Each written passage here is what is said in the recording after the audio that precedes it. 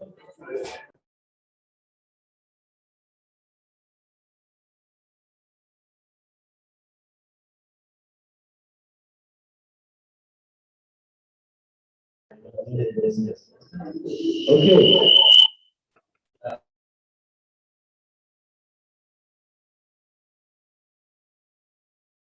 2 years.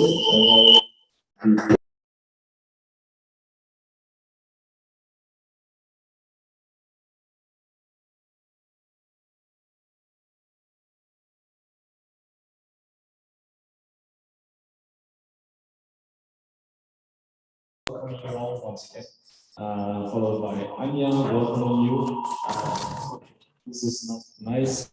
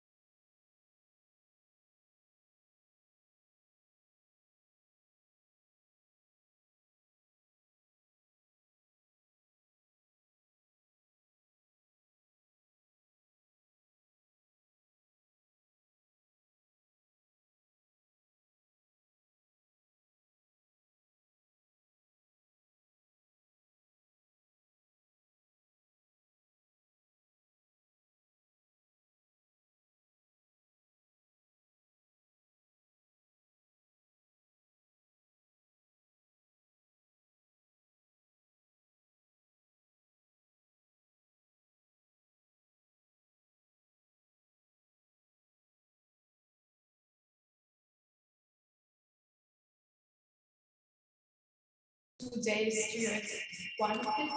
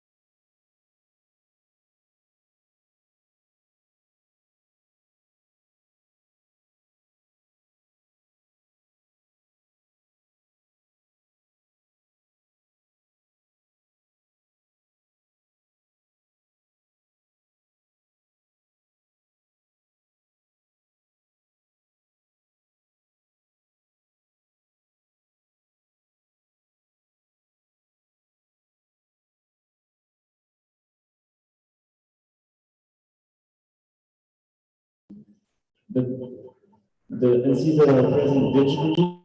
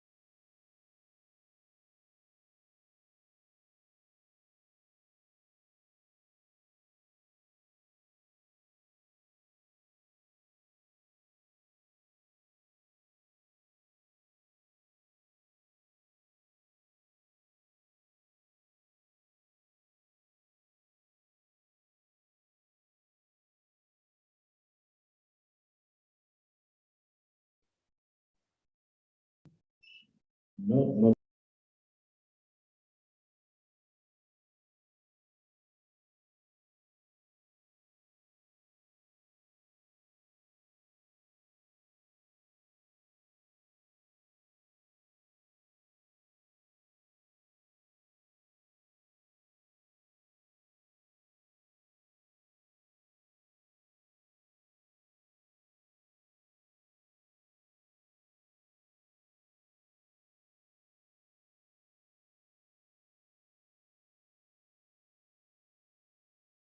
North Macedonia.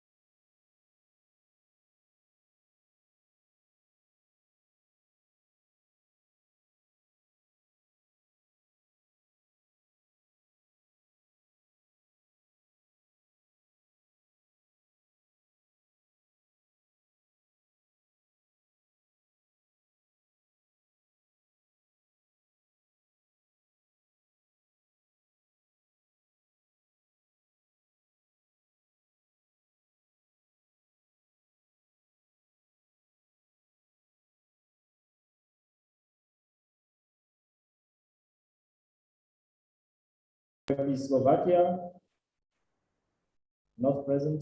EYP Slovenia. EYP Spain. EYP Sweden. Present. EYP Switzerland. EYP Turkey. EYP Ukraine. And EYP United Kingdom. Here. Present online. Okay. It's my pleasure to announce that we just reached a quorum of 62.5%. So that's great.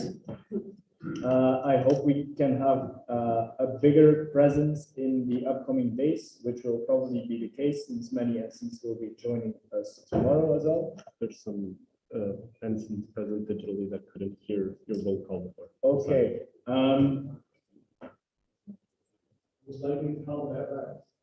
Yeah, that would be easy. UIP Austria is present online. UIP UK is present online.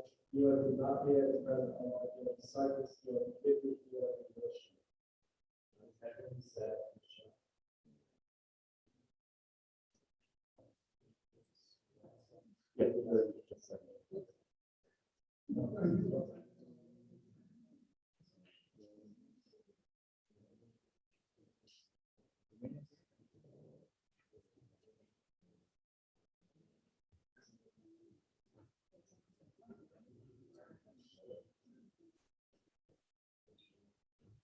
Okay, then instead of a close quorum of 62.5%, we have a quorum of 77.5%, which is obviously a lot better, which means that we can move on with having valid votes during the day right now.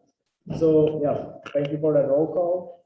Then we'll be moving on to a quick explanation on representatives and proxies. So once again, if you have a proxy, please send that to us with formal requests so that we are aware of it. Proxies can vote for the NC that they have a proxy for, and that is limited up until 2 proxies per NC. So you can't have more than 2 proxies, which I don't think will be the case. Then, so we will be prioritizing physical representation since it's a lot easier, as has been made clear already by the small technical difficulties we're having at the moment. So if you can represent another NC, making points on behalf of another NC that is not present in person, please do so. It would make everything a lot easier. I know it's a bit unfortunate for the people here who are present digitally, since they won't be able to actively participate as much as the people here. But for the sake of convenience and organizational stuff, we would really like to prioritize having a meeting here in Berlin as much as possible, so that everything can go a lot smoother. So yeah, that's that. Then we will be moving on to the appointment of the secretary. So people of the IO and some of the GB will be taking minutes during the entire meeting.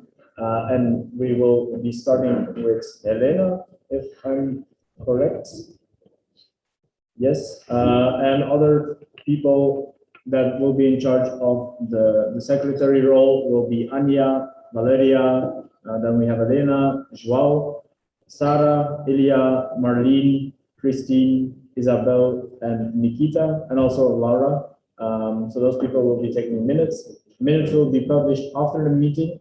I suggest that for you guys, if you make a point, try to remember what point you made, and then try to track back in the minutes if the point was recorded properly, so that after the meeting has taken place and the minutes are published, you might suggest decent suggestions to the minutes to make sure that everything is decently recorded in the documents after the meeting.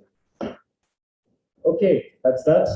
Then we'll be moving on to a formality once again about the approval of documents. I'm not sure if you all had access to the minutes of the past Dnc meeting. You should have. Most of you might not have read them, which is not a big problem. But this formality takes place to ask if there are any NCs who would still disagree with the minutes of the last Dnc. If no one objects to it, we will just pass it nemine contradicente, which means that if nobody is opposing against it, we'll just move on. So yeah, if there's no objections, we'll just move on and take the minutes as approved. No objections. Okay. Then we have one last minute change to the agenda. It's not very important, but the topic of debate, but the proposal from Yanis on the UIP mission and values change will be moved to the first debate, and the update on the communication strategy will be moved second. So those two switch. I guess that is also not a big issue. We should be passing this with a 2/3 majority vote, but I think this is also something that we can do in a consciente. So if there's anyone opposing against doing it like this, so having UIP mission and values first, then raise your voice. No, okay, so then that change is approved. In general then, about all the meeting documents, so the proposal booklet that we send out, the meeting booklets, the updates booklets, are there any issues that you have found with them and that you want to report or talk about before we approve the meeting documents? No? Stuff that we forgot to put into the booklets that you proposed? Nope. Okay, then we will be approving the meeting documents as well. And then finally, we have the agenda approval, which I'm pretty sure you all approve of as well. So in case anyone objects to the agenda, if there should be anything else in it or changes made, please raise your voice. No, okay, then all documents are approved and then we can move on. With a small legal note, so we're live streaming the debates. So all debates will be accessible to the network unless NNC asks for the meeting to be taking place in a closed environment. So Article 3.4 of the Dnc working procedure states that if NNC requests for a certain debate to be held within a closed environment, the live streaming will stop and all other people who are not representing NNC should leave the room. You can ask for that using a formal request. Deborah, can you maybe send the formal request templates in the International Governance Slack channel? So then you have access to that and you can use that template whenever you deem necessary. Is there anyone at the moment objecting to the live streaming of the debates? No? Okay, thank you very much. Then we'll be moving on further. So yeah, we explained this, the voting thresholds, but I guess this is clear for everyone. And then we will be starting with, that's not correct, right? Just a purple change. Yeah, so we'll be starting with Yanis's charter change.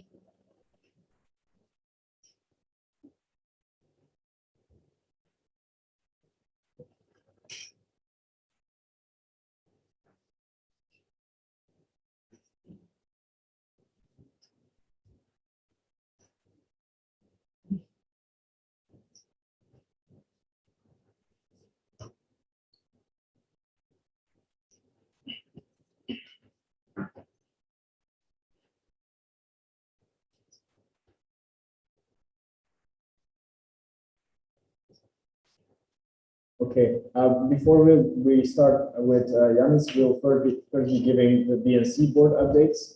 So throughout this year, the Dnc board has a lot of projects and stuff that we are doing, of course. We are actively invested in the Dnc. So Deborah will be doing the updates of what we have been doing so far and what we will be doing in the future. So I'll keep this as short and concise as possible. So obviously the majority of our time between July and October, especially it's a preparation for the BNC meeting, which yeah, lots of cool, thank you, lots of that.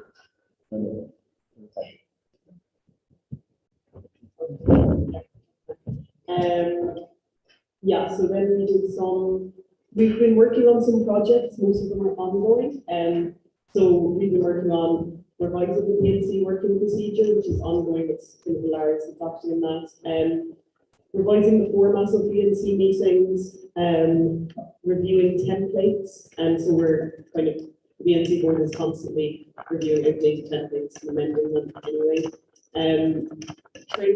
Trainings, so far we've delivered 2 information sessions for Dnc representatives, and the idea is going to provide more training events tailored for non-Dnc representatives after this meeting, so before the next Dnc meeting.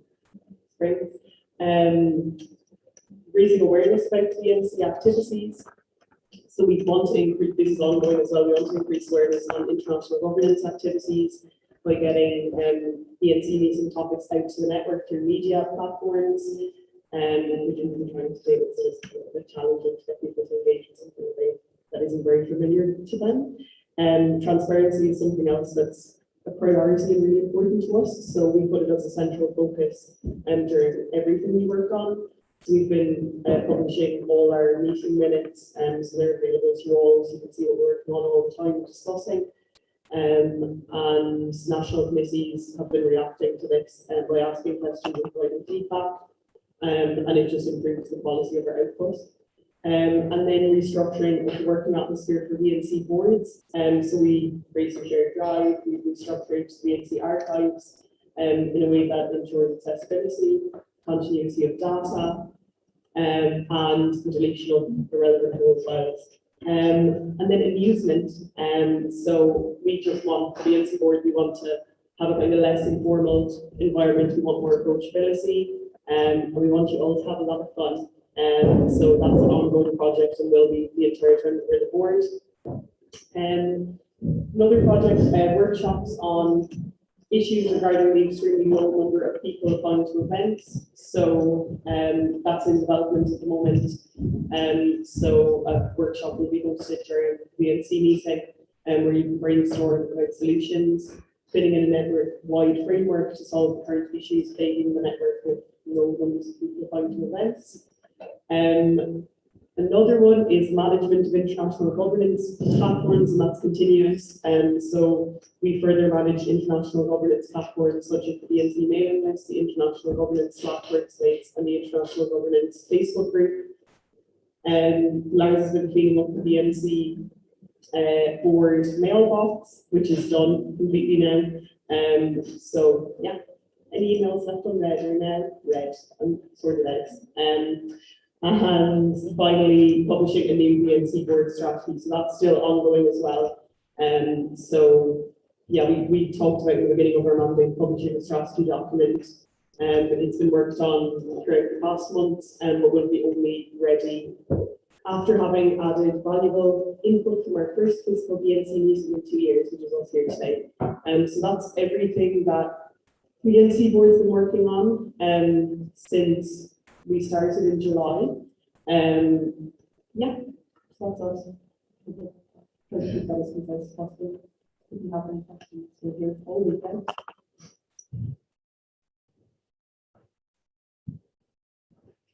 Okay, are there any questions to us at the moment about our works and projects?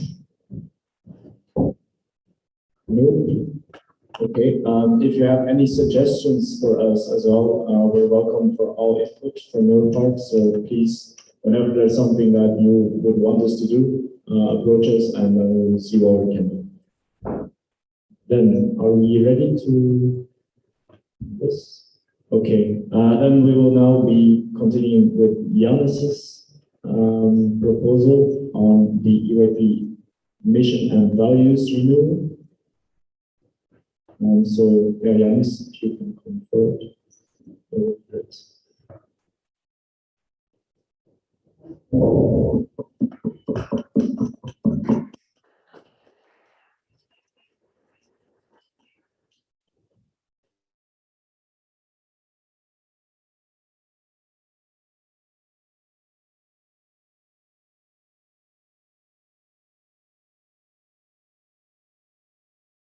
In person, in flash. Okay, first topic, and I think it's actually a quite nice point that we have now moved it as the very first topic, because it's really touching the core work of our network. And as you know, the EYP values and mission are part of our charter. That's why, in the end, this is also requiring two-thirds majority to be passed. And we have already worked on this topic in the past Dnc meeting in the spring. So if we have the slide. Yeah. So what is the aim of the proposal?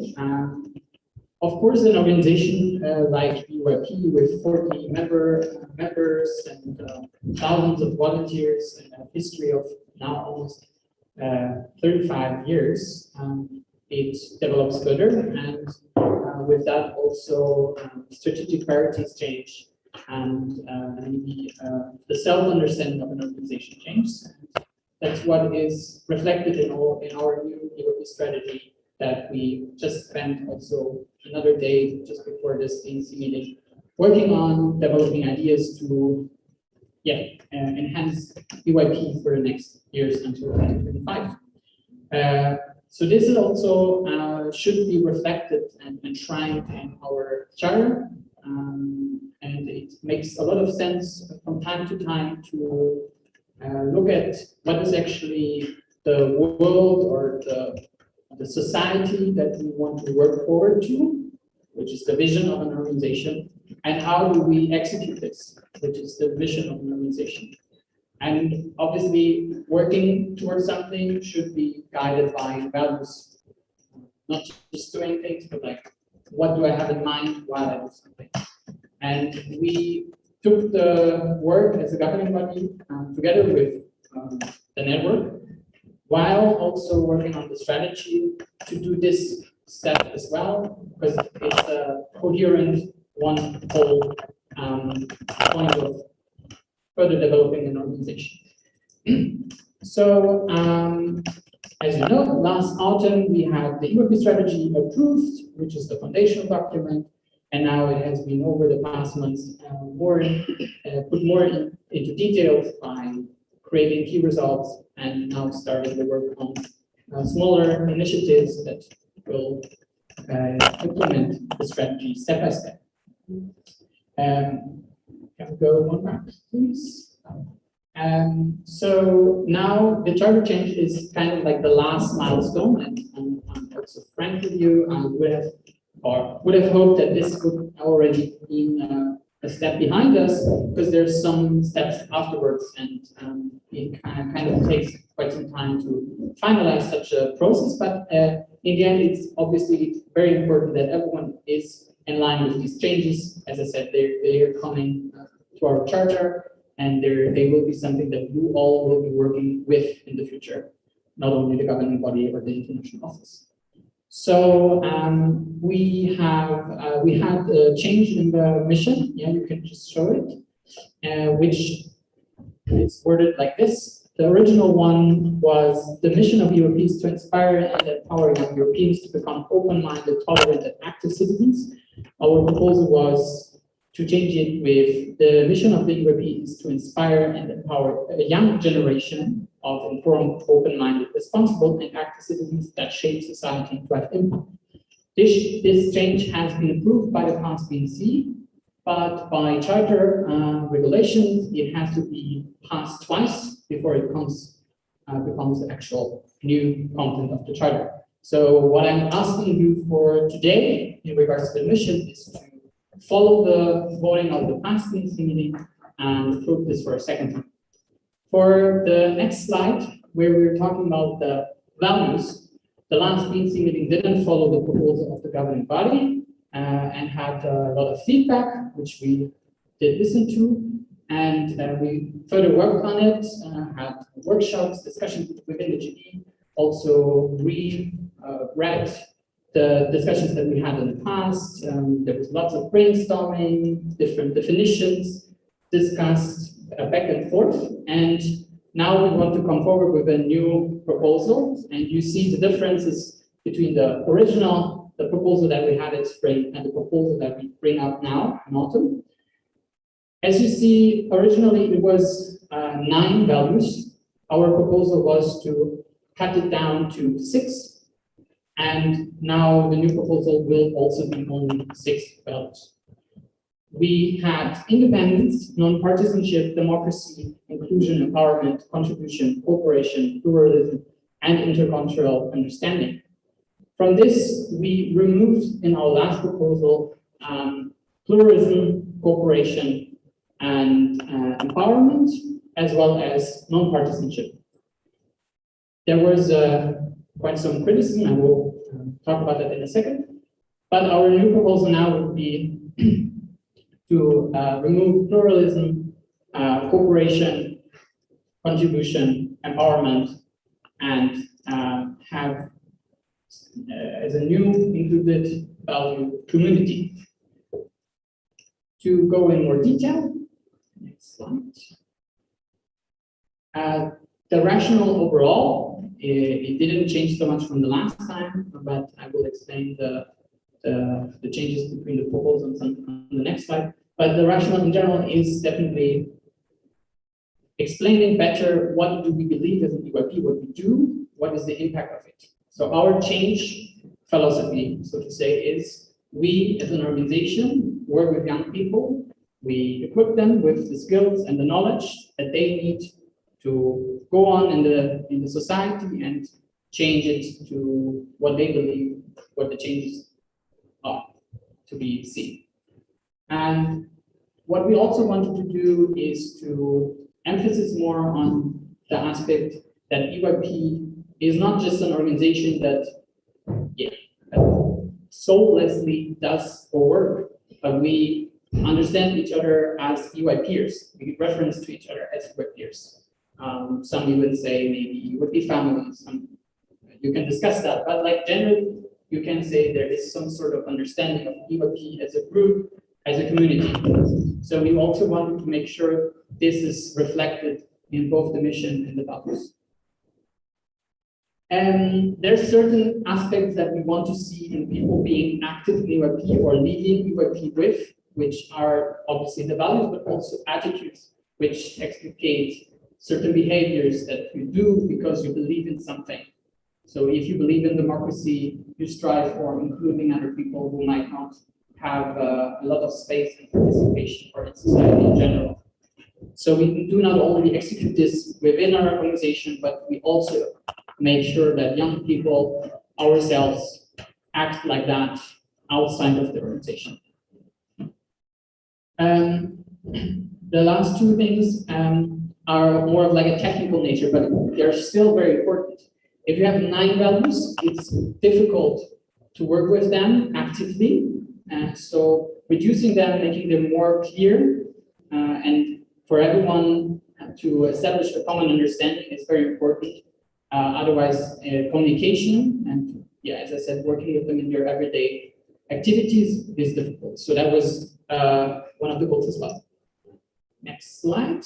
And now we go to why do we have a new set of proposal for this Bncm meeting, which would undergo for the first approval, meaning that next year in spring, you will be talking about the values again, in case you approve it today, which I hope.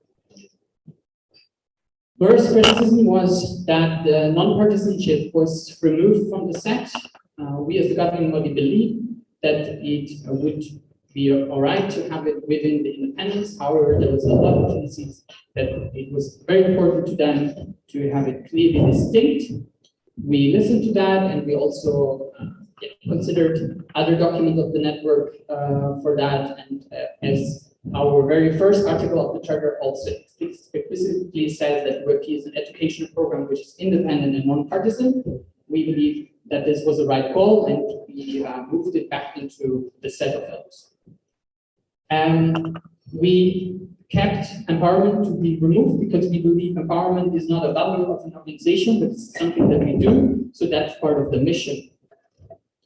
We kept contribution to be removed. It was always something that has been criticized as rather unclear and sounds a bit technical, like you do a task, you contribute to something. So we believe that now that we played with several words, last time it was synergy, we also in the meantime as everybody discussed about purpose, we think that we found a better solution now with introducing the community, because in a community it is the aspect of community mindset that everyone shares a part in doing something, following a common goal. Saying that, we have now a new value called community, and the removement of cooperation will also still be here. We think it is well reflected then in community, but also in democracy. To have a functioning democracy, cooperation is needed between different interest groups and different ideas, so as in our network.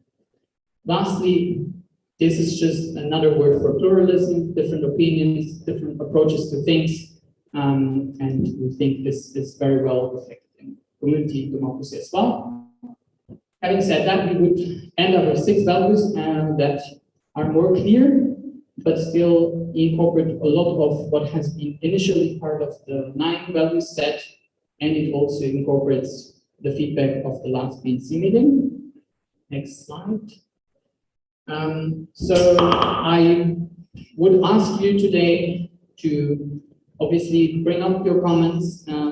However, I also firmly believe that we did a lot of work here and would call you to now pass this so we can move on also with working with these values, including them into our materials, finishing up the strategy, finishing up the communication strategy, and all the other parts that are awaiting this approval. And I don't want to take much more time. Certain aspects where values will be relevant are listed here, and I'm looking forward for your comments. Thank you very much, Jens, for all your work you put into this. I'm pretty sure it's very much appreciated by everyone here. Then we'll be moving on to the statements. EYP Georgia, maybe that they wanted to have a statement on this debate. Is EYP Georgia still wanting to do that?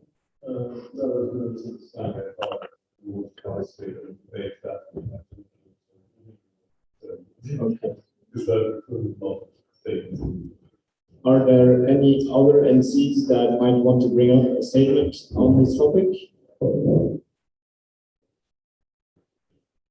No? Okay, then we will simply be moving on to the rounds of debate.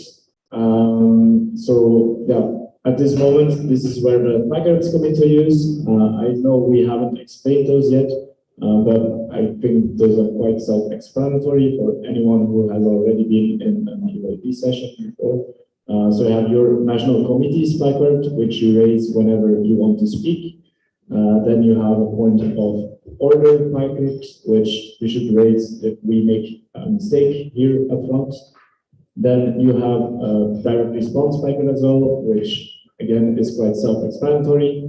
Then there's a point of privilege as well. So if you didn't hear anything, if it wasn't audible, please raise that placard. I know for the people following digitally, this might not be easy, so might be the best idea to just text in the chat message if possible. We'll try to keep track of that as much as possible.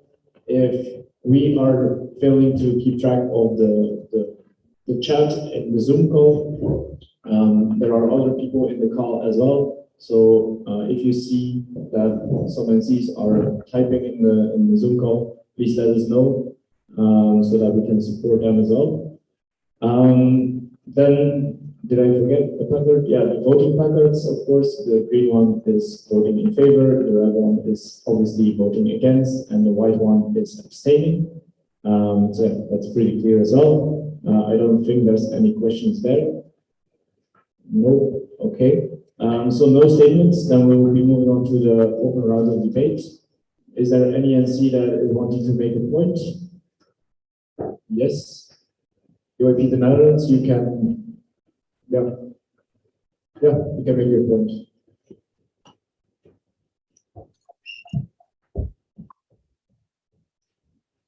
Do I need to stand up as well? No, that's not that. All right. Well, Janis, thank you so much. It is very clear that you put a lot of effort in it, and we actually fully agree with the new values, the revised values as you've now constructed them. They're clear, they're workable, and they fit. These really say EYP, and we love that. We actually do have some concerns about the mission. We were a bit surprised by some of the words written there, and I know that if this is now turned down, there will be again 2 BNC meetings to approve a new mission, but I do want to raise my concerns about this. Most prominently, you say to make responsible citizens. We think that's quite a heavy thing to demand or to dream of, to strive for. What do we want, or what do you want to make youth responsible for exactly? And in the rationale, there's quite some things left unclear. And maybe if you can clarify these, my concerns will vanish. So one of them is about the democratic values that you talk about. can you maybe explain what these exactly are, the democratic attitudes, I must say, that are mentioned in the rationale? And cooperative is a word that was in the original mission that we are now think is missing out and is actually quite important. And then finally, in the original mission, it said tolerance, which we thought is quite an important attitude of the EYPers. And in the rationale, you simply state that's a weak word. And these are all things that raise concerns with us. If you are able to clarify these, I might change my minds, but that's my point for now. Okay, thank you, EYP Netherlands. Then we'll just move on to EYP Germany. So yeah, EYP Germany.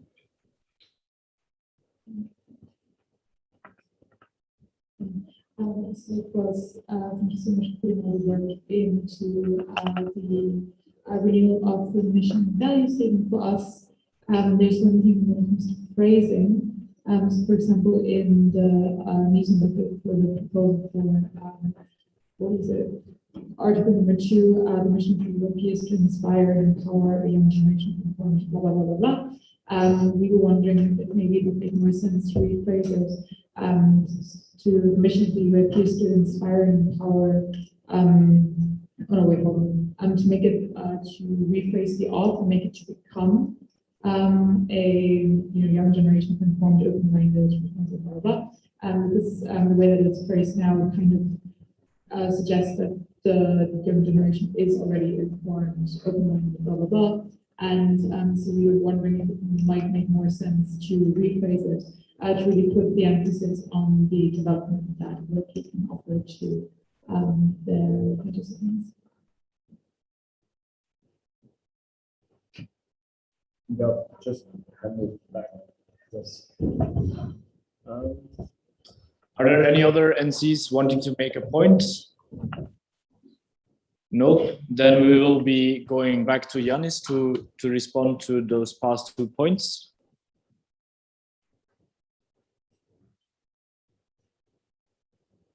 Yep, thank you for the comments. So let's start with the, I think there were a few comments about the mission.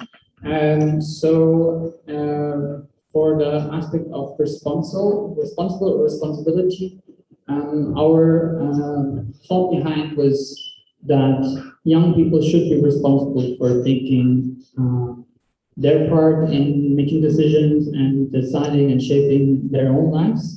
So the responsible here is really more to underline that young people should be responsible and that they are actually already responsible. However, they are often acting within a framework or circumstances where they're not yet given the full potential of participation, the full knowledge, the full equipment of skills that they need for that. That's where we come in, and that's why we have the mission to do so. So our what we do is to kind of like envision if you would try to envision this generation of young Europeans as a person, and we are EYP and we stand in front of each other, and you would talk to that person, like this person should be a person that can be responsible.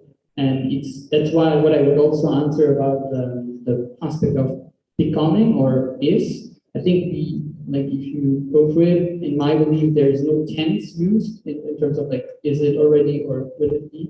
Because we're just imagining or seeing this generation as a given, and we work with it to make it more strong, and where it is not yet this responsible and equipped, but where it is already, we also want to push further and support that they can actually move on with what they have learned in EYP. So I think this is also actually a little bit of development that we do here in EYP, because in comparison to the mission beforehand, where it, in my eyes at least, reads a lot as something like a lesson, a school lesson, where someone sits and receives the skills and the knowledge, and then you say like, okay, you have now done UAP school, thank you and goodbye.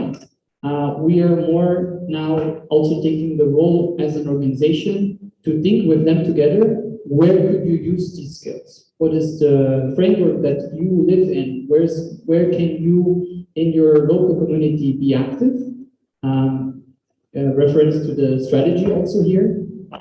Not to say that UAP, or not also not intending that UAP should play a role here as an organization involving itself in political debates or becoming as important or like as similar as parties or unions. But I think we can do a better job in like really explaining and helping people to use the skills. For example, okay, now you know how to organize an event. What type of activity, topic you ever want to do something on? How could this look like? Do it, and we help you with shaping it. We are not, mingling with your opinion about it. So it should be up to them where they want to use the skills, in what direction, if it's in line with the values. That's, I think, why this mission is a bit more firm and also needs to express that these young people are capable already. And it's not, we're not talking about a weak youth, we're talking about a capable youth that needs to be recognized by decision makers. I think this also, from my side at least, feel free to ask another question, should answer the part about the democracy. The relevant point that maybe is still left is the tolerance. I think indeed, to reiterate what we wrote in the rationale, is that for us, tolerant is passive. You just you tolerate that something is next to you, but you're not actively working with it, trying to understand it, how it would be a way more in line with the values, intercultural understanding, for example, pluralism, as it has been there for now, but it will be still part of democracy, for example. So we felt like this is very well already implemented with the open-minded, and it doesn't need to kind of be weakened with tolerant. That doesn't really have a positive forward-looking expression, but more like, yeah, they also tolerate that there's other people.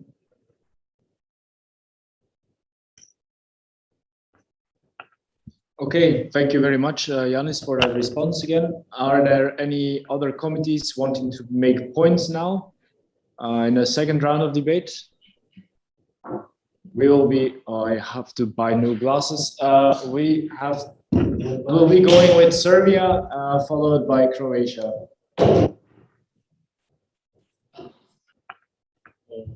I want to underline the importance that you said a minute ago. In my opinion, tolerance and open-mindedness are completely two different things. And I think that a lot of resembles on perspective that you took when it comes to tolerance, in a way that at least if someone is tolerant, they're trying to find a way to understand and implement the things that others are saying. So I would not say that by saying open-minded that you're covering every single aspect, because people can be open-minded but still not having, let's say, a feeling of trying to understand others and others' perspectives. So I think that by saying that someone is tolerant, I think that if they're not agree with something, I think that if person is really active citizens, they will try to find a way to make it happen and to try to find a way to understand the importance of the issue. So yeah. Okay, UIP Croatia. And then we'll be going to UIP Estonia afterwards. Thank you, neighbor. Position to talk about tolerance in Croatia.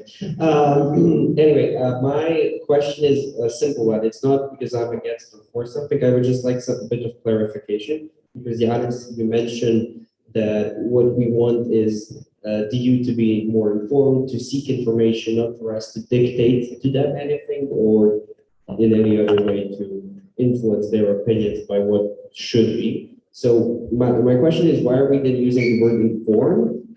Maybe more suitable would be using something as information seeking, or rather that something that would actually imply that we want young adults who think and try to be informed on their own, not just be informed, because we can be informed from many ways. Someone can just give us information. That's also kind of being informed. That's it. Thank you. Okay, EYP Estonia.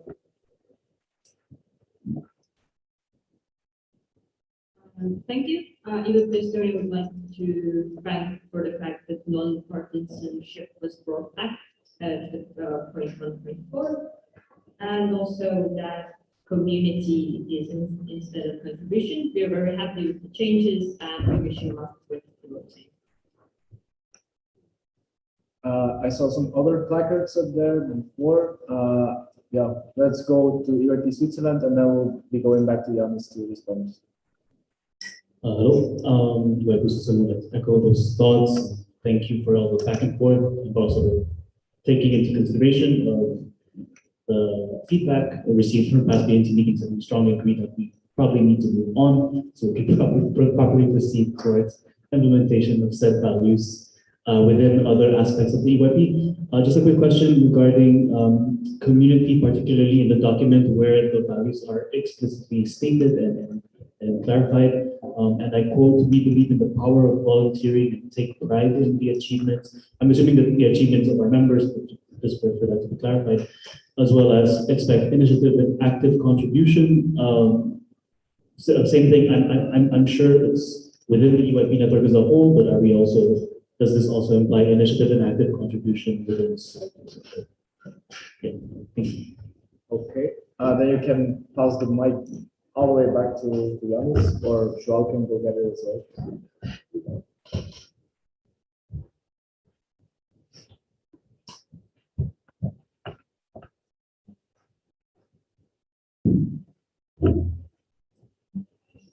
Yeah, thank you for the comments. I think, yeah, they are all very fair and for clarification. And also thanks for positive feedback. At this point, it has been a way. So let's start with the last aspect, because I think it's the most clear to answer. So we don't have EYP community here as a value. It's on purpose. It's community, so it can be it should be understood as also to be used outside of EYP. So the value would be making young people being aware and playing a role in the communities that they're part of. In this case, obviously, we're thinking from an EYP perspective, but those skills and the knowledge and so on that they get and create in EYP, they can easily use outside of it, and that's, I think, very clearly expressed in our mission. Yeah, just yesterday and today we worked on this initiatives for the strategy. Some of them from the pillar on peaceful society, for example, they were explicitly also tackling the aspect of young people playing a role in their environment and in local impact. So I can just agree with what you have said. Regarding information seeking or versus informed, I would again say that the description and the mission is rather a description of how we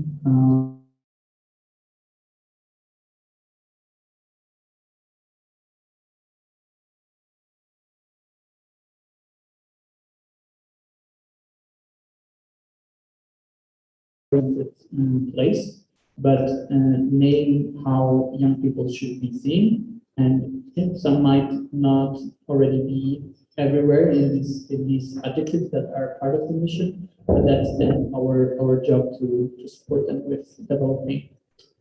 And lastly, the tolerance.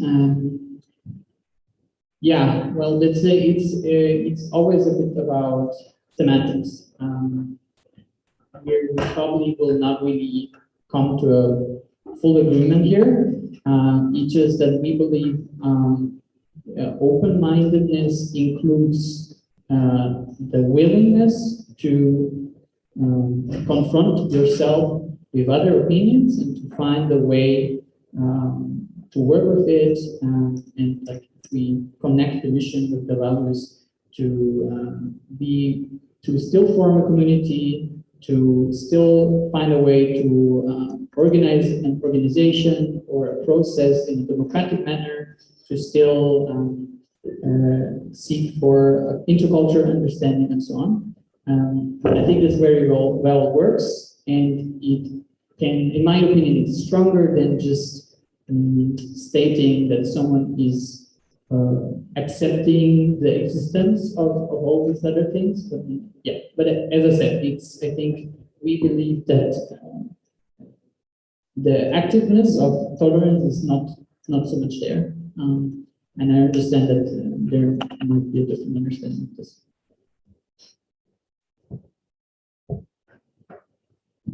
Okay, are there any other NCs wanting to make points at this point still, as a last round of debates? Yeah, you want to do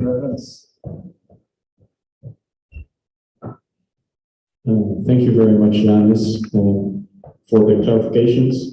I must say I'm fully convinced now by the mission statement. There's only one more point that I now found, and that's the removal of European.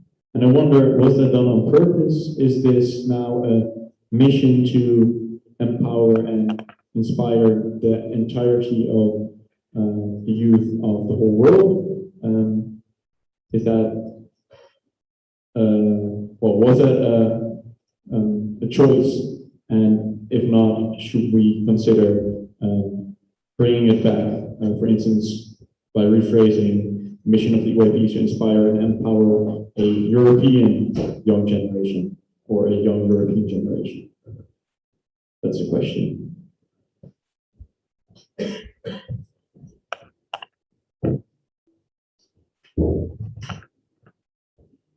If there are no other points by any NC, then we would write a direct response by the way, as EYP Turkey. Final response.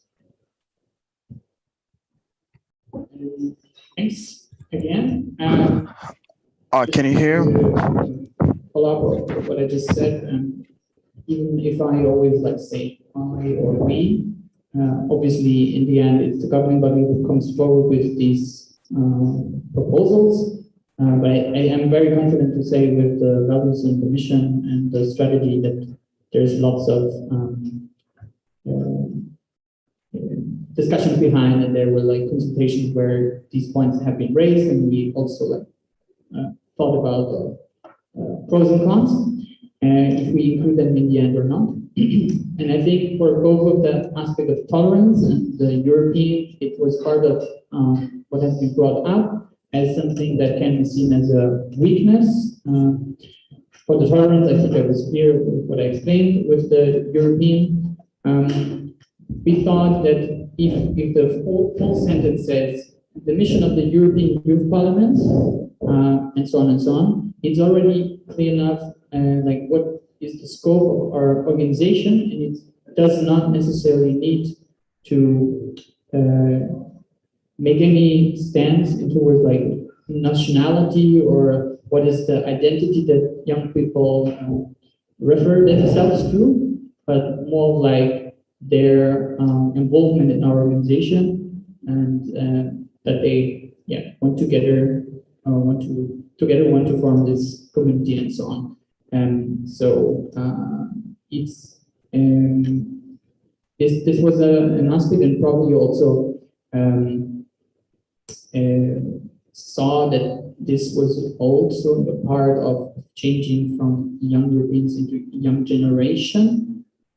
So we thought of more like not only looking at the young people that are part of the activities right now, but also those who have been part of EYP and who can still be considered as part of this generation that has been raised through EYP and is now moving on.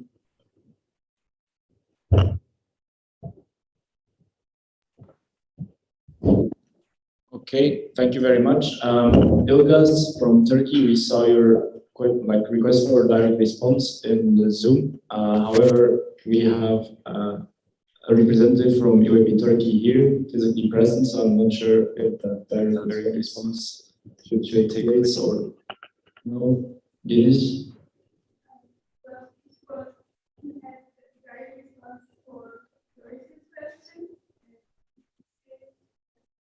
Okay. Yeah, so once again, for people participating digitally, try, if you have a Dnc representative here present, try to contact them so that they can make a direct response and try to inform them. We can simply not be tracking the online meeting at the same time as a physical one and switching from digital to physical all the time. So especially if you have a person here physically present, try to get them to make the point. It would be a lot more convenient. Since Yanis rounded up the last round of debate, we will be moving on to the voting procedure. Now we have a request from Linda from Estonia to separate the voting procedure, voting on the missions and the values in separate votings to make sure that either one can be voted on separately. So we will be starting with the voting procedure on the UAP missions to make sure the UAP missions were passed last time, right? So now this is the last vote. So if this vote passes, the new mission will be incorporated in the UAP charter. And then for the values vote, that voting would have to happen again at the next Dnc meeting. So, starting with the voting procedure on the UAP mission, once again, it's going to go country by country, so with UAP Albania, or no, wait, just raise your placards, like the green ones for all in favor, the red ones if you're against, and the white ones for abstentions. So you can raise them now. For the people participating digitally, please use the reaction system. Only vote if you are actually Bnc representative, so that we don't have double votes. Are there any red placards or white placards in the air? No, no. So that's all green. The missions, is it the same here?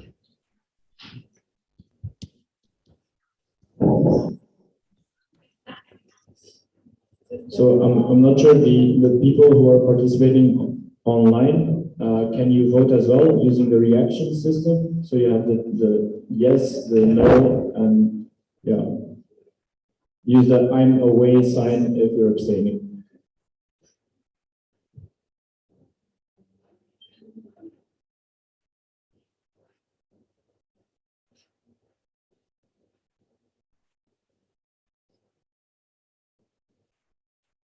Okay, so there is nobody voting against, everyone is in favor, so this proposal has passed. So that means the mission statement of the EYP has been updated, which is awesome.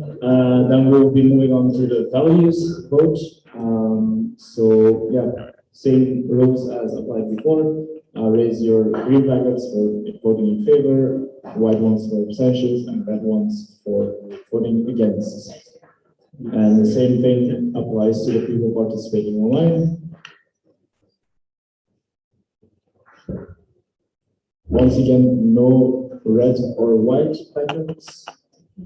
Here, Denmark. And is there another NC abstaining? No? Okay, so Denmark is abstaining, and online it's all green as well. So yeah, this vote has passed as well, and it will be revised once again at the next Dnc meeting. Then we will be taking a short break after clapping for Yanis's hard work.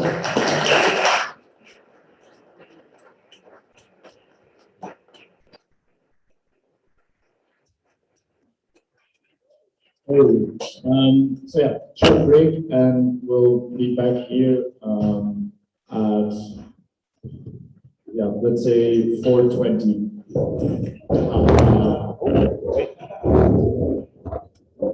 Everyone, hi.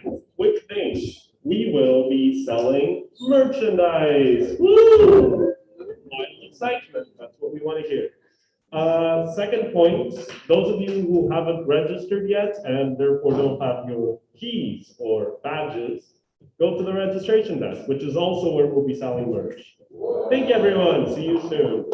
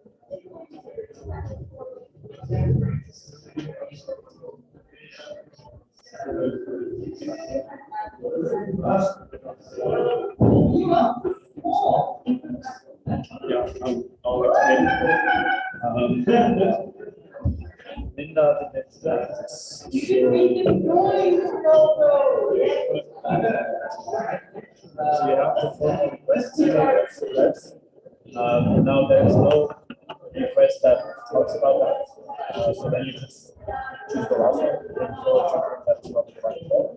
Then you explain your so then here she explains.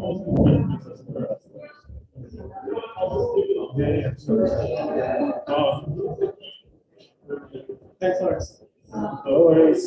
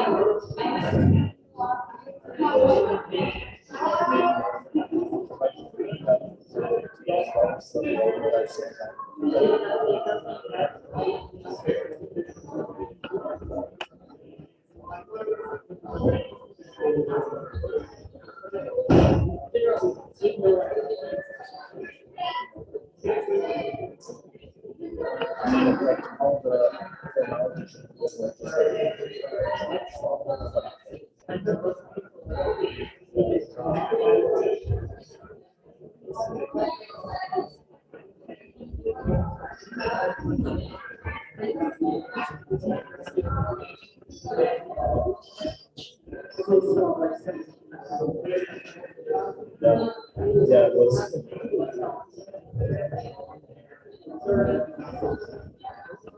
We just talk about but that's just not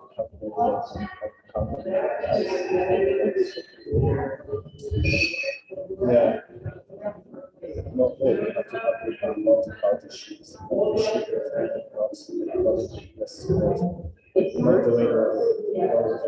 not the counting system below you. Included some calculations, especially in this page of course.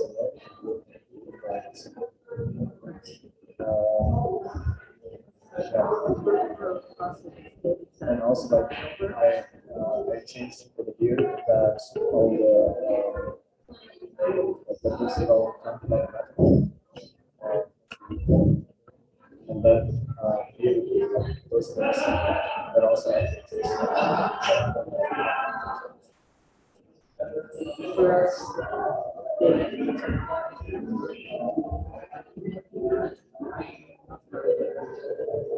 the thing was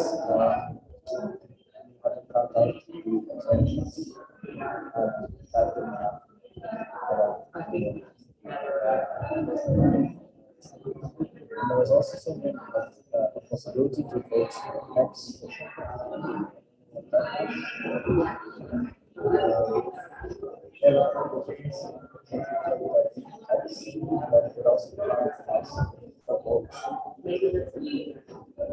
So, because you have yes,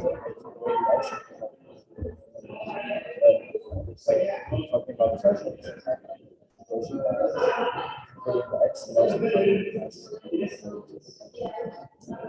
Yeah, so now all the rules in that as well, especially.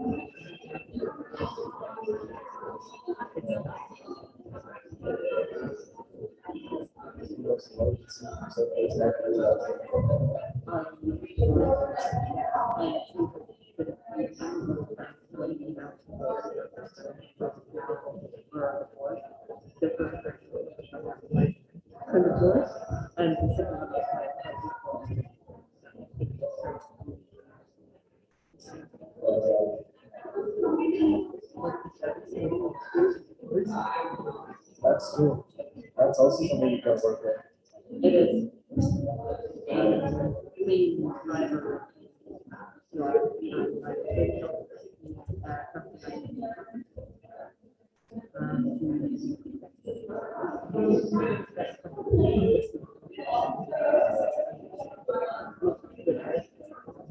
Obviously, it's sad to see something that is very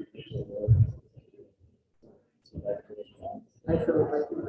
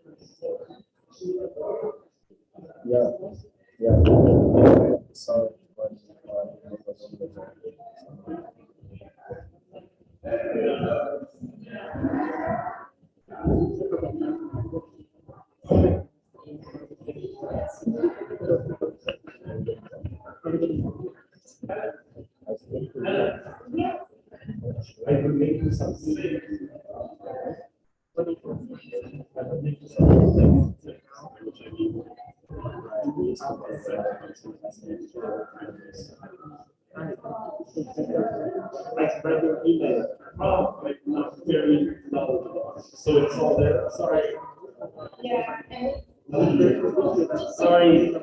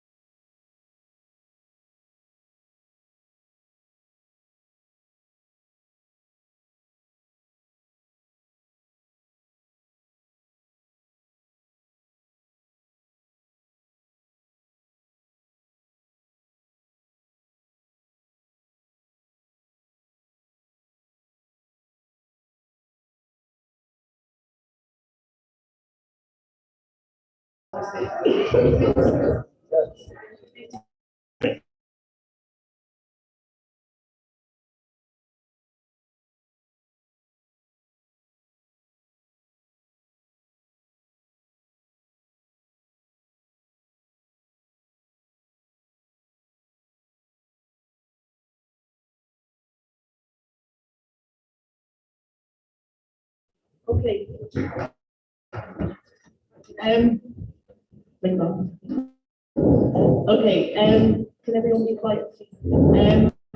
Just a reminder, please wear your masks. I will be a tyrant all weekend. I will harass you. People have started to call me mom, and I don't care. Over your noses as well, really important. Really important. Doesn't count if it's not over your nose. So I will also be harassing you for that. And chicken dance isn't working for you today. We're going to come up with something worse tomorrow. So get used to wearing your masks today. Thank you. That's it.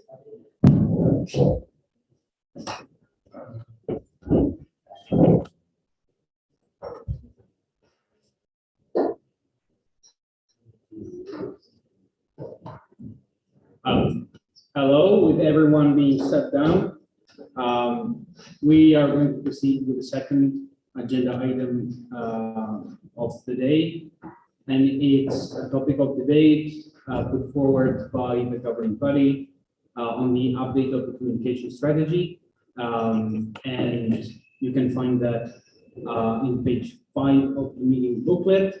You can see there that also in the annex it says that the actual updated communication strategy will be provided in an update booklet, but instead you can find it in the Slack governance space that we're using. Was shared today by the chair of the governing body.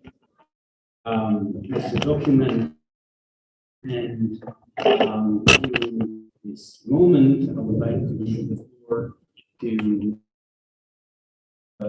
spokesperson from the governing body, Jens.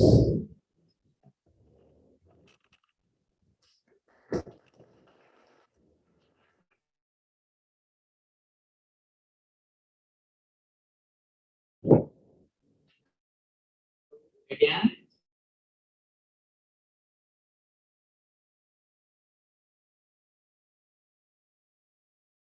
More into the details. So probably we just posted the document on Slack, and I must really say it was not the way how we imagined the process.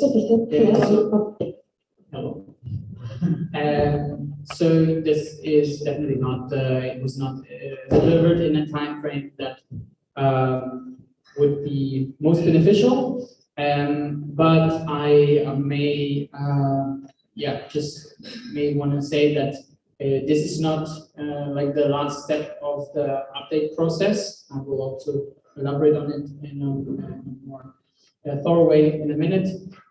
So we were anyway planning to have a follow-up consultation call for the whole network, where we incorporate the comments from today into the document and also collect more comments, because there's some areas in the document that cannot just simply be done by a governing body alone. And the second general point I want to say is we were first considering it to be part of the governing body update, because like technically it's a pure update on work that we do as part of our portfolio. In this case, mine, working on external communication on the GB. However, we thought it would actually be a good opportunity to just take a little bit more time, as we did in the past Bncm meetings, to talk about how do we as an organization communicate, and what areas are there for national committees, for example, where they need more support. And so, as this is not like a policy proposal or something, I hope we can consider the following slot as like a constructive way of just collecting more ways to improve this document and improve ways how NCs communicate, and how the governing body and the IO do, and how we can support each other. With that being said, I just want to start referring to the statement of the debate, which summarizes also the changes that should be in the end part of the new communication strategy or the updated one, which, for example, needs obviously to reflect the new EVP strategy that has been adopted last year. It needs to reflect values and mission statement that we just have voted upon. So you see there's a lot of different processes around that in the end have impact on other things, such like the communication strategy, but also previously mentioned values guide or other documents that are issued by the international network. And so this is why it's also a work in progress, and it was never, planned to have like a done layout version, printing here and putting in front of you, just asking for like a yay or nay. So let's go to the next slide to go a bit about the history. The communication strategy is already something that has been discussed for 5 years of history in the UIP. So 2016, it was brought up that we would need some sort of document that explicates better how we as a network communicate externally and what rules should be there. If you know by heart, which I believe no one should need to, the policies and their content, there's not a lot about communication. Obviously, we have a policy on communication, we have some sentences in the charter, but it's still very blurry, as we have seen in several debates of the past Bnc meetings.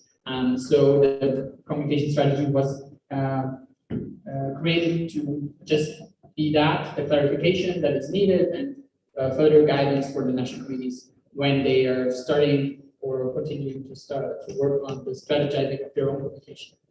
And so there was like a process of creating this document, and it was finally approved as an initial document. Like whenever there's a new governing body guideline created, it needs to be approved.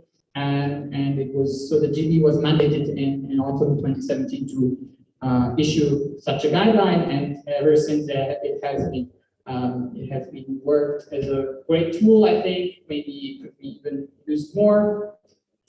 And it received a smaller update, very small one in 2018, when also the layout was a bit updated. But now we have seen 2-3 years where some debates came up within the network, and we felt the need that there's a new update soon. Let's go to the next slide. So the rationale here would be to include aspects that have been raised and discussed as recent developments within the network.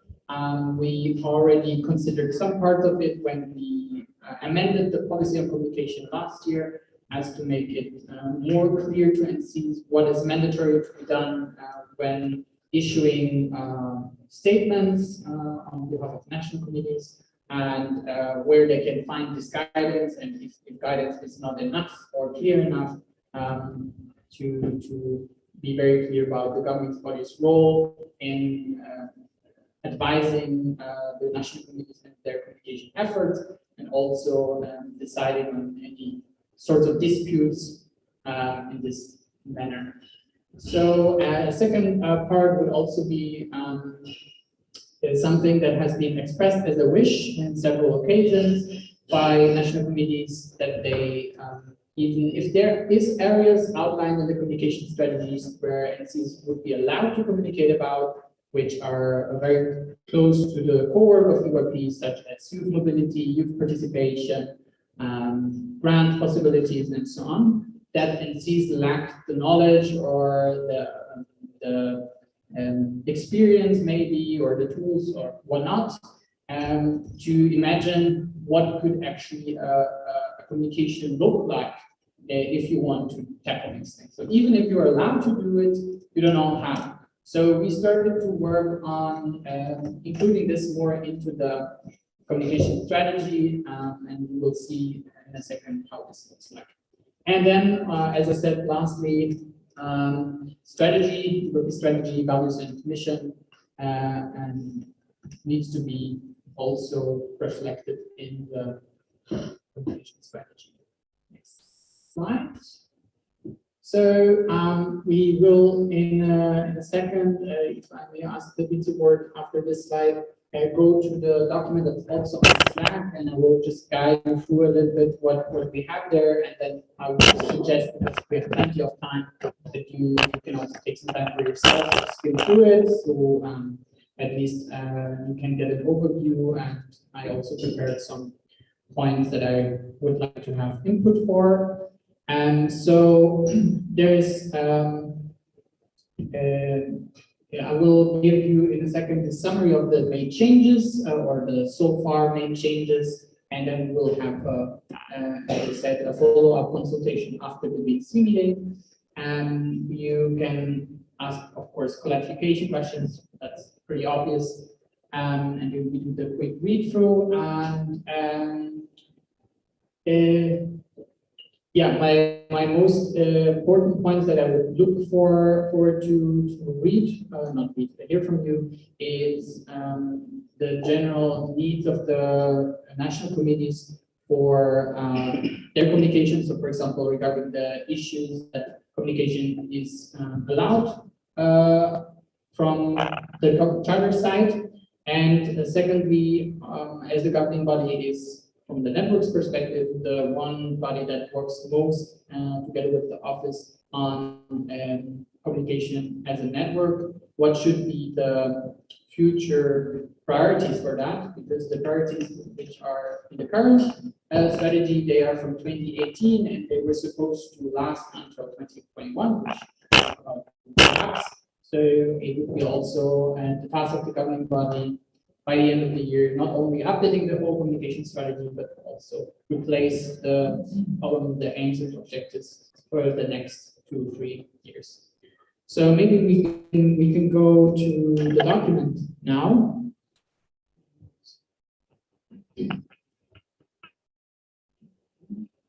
There's the first part is basically just again a summary of history and purpose of the document, and then we have a table with the old text and the new text, or sometimes it's not saying the new text yet, but it gives a small summary of what changes we would like to do in this area, but we haven't like fully written or changed it yet because there's some discussions or input needed. Yeah, we'll see how this goes.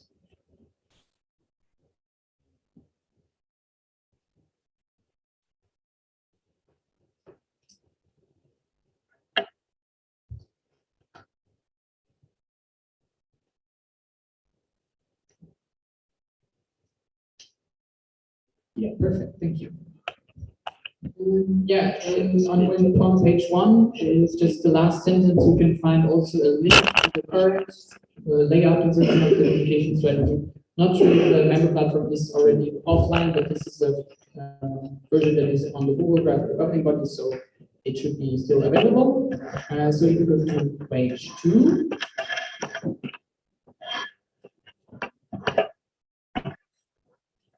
Yeah, so that's basically the chapter 1, like the interaction, no real big changes planned, because we still believe the purpose of the strategy is pretty much the same. Can skip to the next page, and then we have.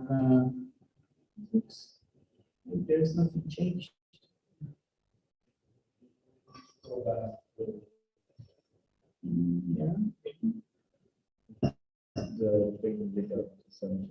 Okay. Yeah, we had the Google Drive acted up a bit, because I mean, if you go back, you can see one more. You can see there's like a sentence, page 3. It says, for example, EURP international strategy and the 4 pillars adapted in 2015. That's clearly updated, but I mean that's just technical updates, which should actually be here, but yeah, it seems to not be there. So let's go to the next one. And this is the values part, and not yet updated because of obvious reasons. So we can go to page 5. Here, this whole part, you can already go to page 6. It's about the pillars of the strategy, which before were 4 and now are 6.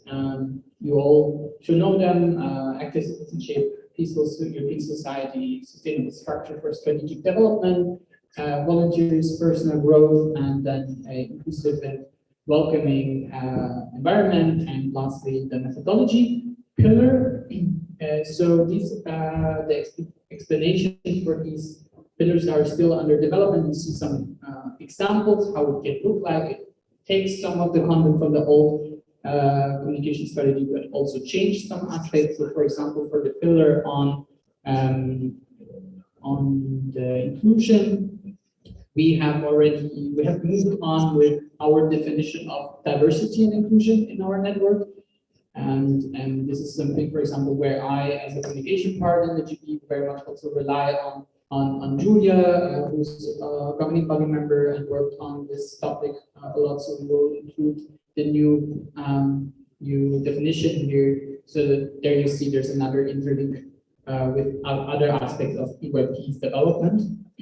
Another aspect that I want to highlight here is that we probably don't keep this chapter as like before, to have like the different pillars and then explain the things according to pillars, because there's so much interconnectedness. It's, when we started writing it, it was super difficult to really put things in one pillar. Like if you talk about methodology, obviously it leads back to being more open with the formats, being more inclusive, reaching to new target groups, or also it leads to ownership that can be communicated and made clear in our external communication that our volunteers have personal growth in creating new formats and coming up with changes to our traditional methodology. So probably we will just collect aspects about the strategy that should be considered in communication and make small references to the relevant pillars, because in the actual communication in the end, you will also never go in your posts or in your website pages and say, according to pillar number 2 of the EVP strategy, we do this and this and this. Obviously, that's too technical, but just so that you have these references and you have something to work with, and you can go to the strategy if you want to double check things. Go to next page. Yeah, this is still the same. So next page. And here we will be interesting. Moving one more and one more. So we have switched, or we changed the order of the chapters that are following now, and also quite some of the content, as you can already see. This is the whole chapter about advocacy and which issues EYP should communicate about, and what Dnc's opportunities are here. Those who have been in the Dnc meeting of autumn last year, they have been presented an updated version of the list of topics, which should be on page 11 or 12. Let's see. Here, 11 and 12, yes. So it's the 3 dimensions of relates to EYP's core work, has connections with it, and is not connected. And it lists topics of that come up in our work, but should maybe sometimes be part of communication, sometimes not. We have been updating this list, and we have also added very clear instruction under this list what to do with these topics. Does it need, for example, approval by governing body or not? And also recommendations how to work with it. So sometimes might not be an official statement or official communication, but you can still communicate about it with a different approach. I think sometimes in our network, we believe external communication is only about making statements, but it can be much more. So for example, what we always, when we have been approached by national committees regarding, for example, Pride, is that we, as an organization, don't necessarily need to make a bold official statement about it, but we can still, for example, show how the topic of diversity and inclusiveness here in regards to the queer LGBTQ plus community has a place and relevance in our work. For example, by showcasing topics of sessions, showcasing projects that work on this topic. So you can make it like indirect and show how we incorporate it in our work instead of making big statements with quotes and so on. And like I think it can even be more efficient and successful because it already gives way more insight in what we do and what our participants do with these topics. It doesn't stay a rather abstract statement of like, we believe in this and this, which can be sometimes very important and strong, but sometimes it also can be very weak because you might have seen similar statements from all kinds of organizations, be it youth organizations or companies, that everyone is now like, oh yes, we're in favor of this topic, we're in favor of this community, but what does it actually mean? How is it implemented? And I think there we can sometimes even make a stronger point when not making a statement, but just explaining what we do. Just scrolling through. So this is a whole new part below the chart that explains just what I said, so that there's different ways to approach communication. It does not always need a statement. Let's go further. And then here we have a whole new chapter. I mentioned it in my, let's say, disclaimer. This would be something that can be a guide for you in a occasion where, for example, you are approached by National Youth Council or a newspaper to give an opinion or be in a panel discussion on a topic. Obviously, you check before if you can even be in this place, but if it's a topic that falls under the first category of topics, be it youth participation or youth mobility, it would be cool if you as EYP, Sweden, Georgia, Czech Republic, whatever, go there and showcase what EYP is doing. So we are encouraging that. You should not turn those opportunities down, but it can be very difficult for you, and we understand that, to then be sure what should I actually say. What can I say as an EYPer? Obviously, you can also always come from your personal experience. That's something. But like, if you still want to talk as an organization, as a national community, what do you do? And we were starting now to collect concrete things that can be a briefing for those people. Obviously, it needs to be still put in the context of the event and the concrete questions. But for example, when we go down on page 15 and we look at, for example, funding possibilities. There's rarely an event that is only about funding, but if it comes up, it would be obviously interesting for us to first think why we as an EYP are even bothered by this topic. How is it relevant to us, and how can we prove that EYP has a right to make a point about this? So clearly, our organization doesn't work without any funding. So what are our needs? I don't want to explicate everything, which is in the chart here, but so you can like step by step start forming a communication point, which can be then a demand that you can bring forward in a panel debate or in an interview or whatever. So I think, and someone wrote it also in the previous debates Slack channel, EYP is non-partisan, but it doesn't mean that we should be silent, we should just stand by and be non-commentary, but it's just very important to relate things to our work, and from there develop clear demands that make sense and can be reference back. Maybe one more example to go on page 17 or 18. Let's see. And then I put it down. Okay, sorry, it was before, I think. I wonder, 17. 16. Yeah, and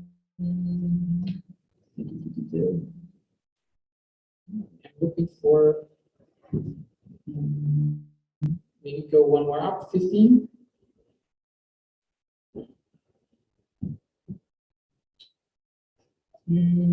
I'm not sure where it went. Maybe someone will find it before I do, but I can just explain it from my mind.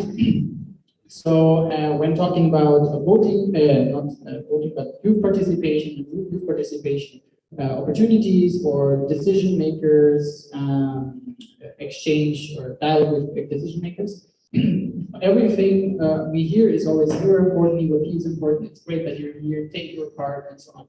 And we always tell young people, come to UAP, learn about how to participate, and so on. But if the reality in society is that there's no meaningful participation tools for young people, our work as an education organization also becomes less meaningful because we prepare young people for something that is not existing.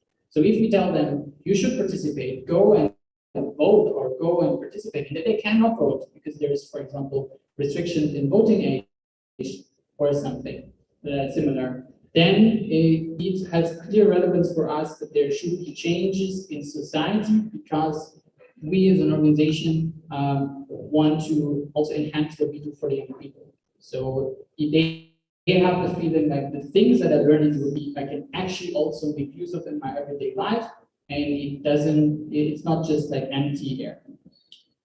Okay, we're almost at the end. So this is the table that will hopefully at the end be something what I just described, a tool that can be used for those occasions. And then in pages 17 here, we just have to see more exactly how the government will be part of communication efforts in the future of the strategy. We have just started the implementation phase, so we don't know yet what projects will come up. So this has to be updated in next weeks. And in the very last chapter before the summary, there's no updates here. Then there's responsibilities. I think the only update here is that I think we would change a little bit the phrasing in terms of how the rules apply to everyone, not to be like, oh no, there's a special rule for the governing body, but I think it became clear that in case the network or part of the network, national committees are unable to communicate about something, it doesn't mean that as a whole organization, EYP has to stand aside and not communicate anything about it. But then the governing body is kind of the only institution entity of the network that can fill this gap. So if, for example, there's a topic where two NCs are involved and it would be problematic for either of them to comment on it or any other NC to start commenting on it because it would make it difficult with their relations. We had such examples in the past, not to name anything. But then there is one body that can try to see where's the common ground or where's the direction that the network should take, what is important to the network to take from a specific conflict. And to look at the values, for example, that we've just invoked upon today, and what can be said about that from a network perspective, not from a singular national perspective. And yeah, that's it. Lots of ground to cover. I'm also very sorry for the lengthy explanations. Just to sum up, what I think would be very beneficial to look at now for the remaining time, it would be firstly, as I said, communication priorities for the next 2-3 years that the governing body should take. So where can the governing body support the network and the national communities in the communication efforts that we do? And secondly, obviously any general points about the updates that we've seen. And thirdly, because it's a whole new chapter that is about to be created, this part about explaining the issues like youth participation, youth mobility, and so on, for you to use in communication and representation situations, if this is helpful or how it can be further. So looking forward for your feedback.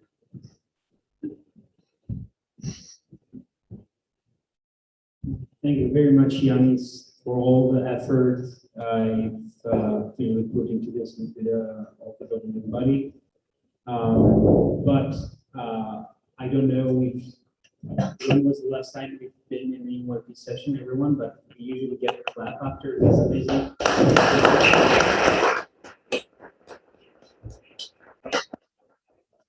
And also as a board, we really are very open and keen to make this as more comfortable for everyone as possible. So if you feel like shouting and cheering on someone's good work, please do. We will proceed to the statements. And I hope I don't stand corrected, but the working Georgia has put forward the desire to make a statement. Is this the case of you want to make a statement or?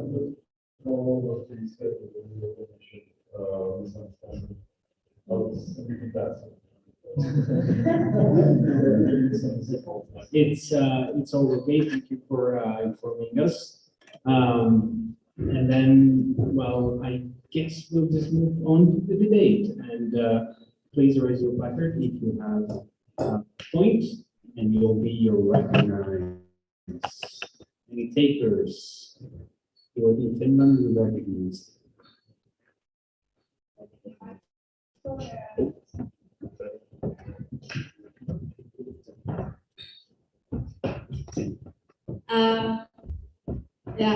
I just wanted to make a comment on this on non-partisanship because I see that there has been quite a lot of changes to that clause, and also I mean the discussion earlier we just added like the clause non-partisanship in charter. So I was just wondering, like, it says that if an NC wants to take a stance, it has to go through the governing body, and then the governing body will kind of will like tell the NC if it's a correct stance or if they can publish this stance. I just wonder that I just think that like the kind of rules for what is a correct stance and what stances can an NC take are a bit fussy. I wanted to take an example. Last year, when everything was going down in Belarus, and even now, the Alumni Network and Alumni Belarus and other national committees have taken a very clear stance that they don't support this. However, last year, on approximately the same time, Poland pretty much banned abortion, which I think is violating human rights. And Poland wanted to take a stance on this, but was very soon shut down by the governing body and like asked to take down their post. And I just feel like the rules regarding this is very fussy, and I wonder on what grounds the governing body really like decides these things. Thank you. Thank you very much, Janica. Okay, we'll take both points from UIP Croatia and followed by UIP Switzerland.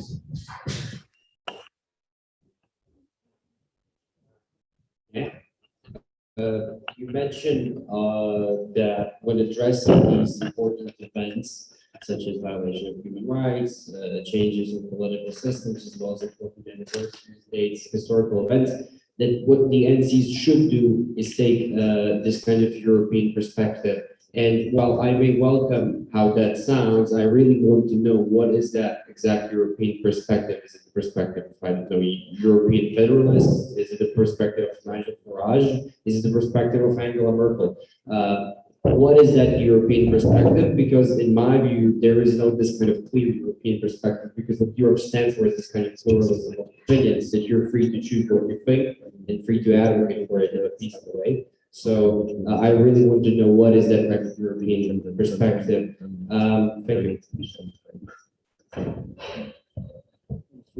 Thank you, Ivor. UIP Switzerland.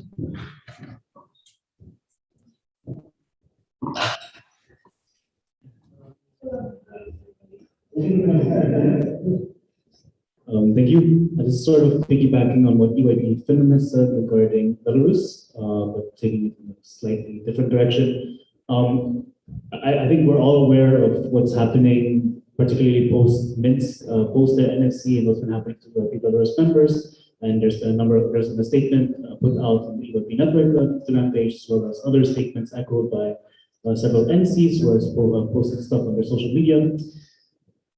As EYP Switzerland, this is always something that we find quite tricky to navigate, depending on not just so based on the communication strategy document, which clearly outlines what we can say, what we can't say, but more so on things that have real life ramifications, particularly for our members. And this is something, you know, not at any point do we want to endanger our members, but where is the line in sort of what can we say, what can't we say, particularly when it comes to real life consequences for members. Thank you, Xavier. Okay, I see another points, but EYP Slovenia, EYP Spain, you will get your points after we go back to the proposing entity, the governing body, to respond to the points made so far.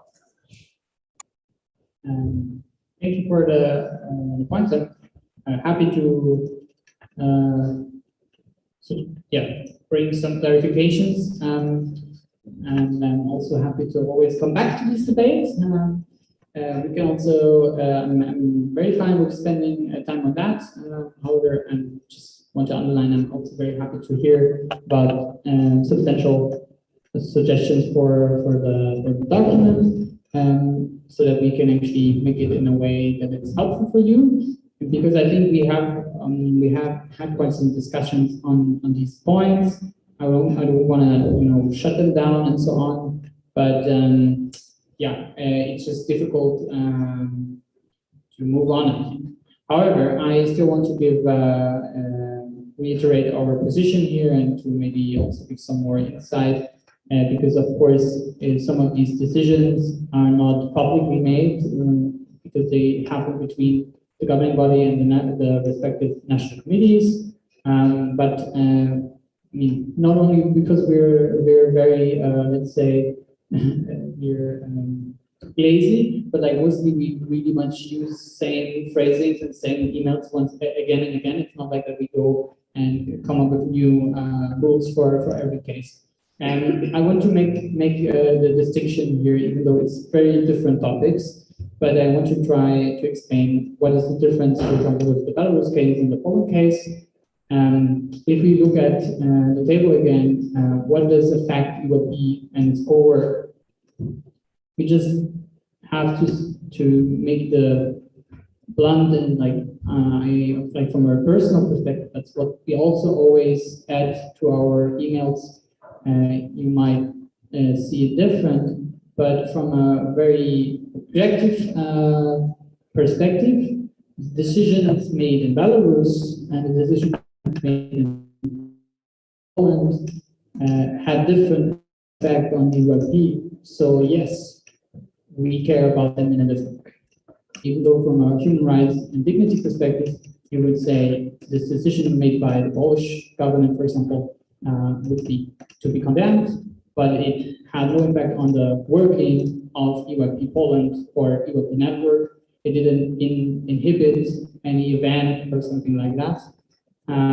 If it had, for example, a clear connection, let's say, and there was an event planned and you wanted to have a topic about abortion rights, and then, I don't know, the venue, the government, the citizen, the mayor or something, made this event to leave because they didn't want the stuff to be discussed.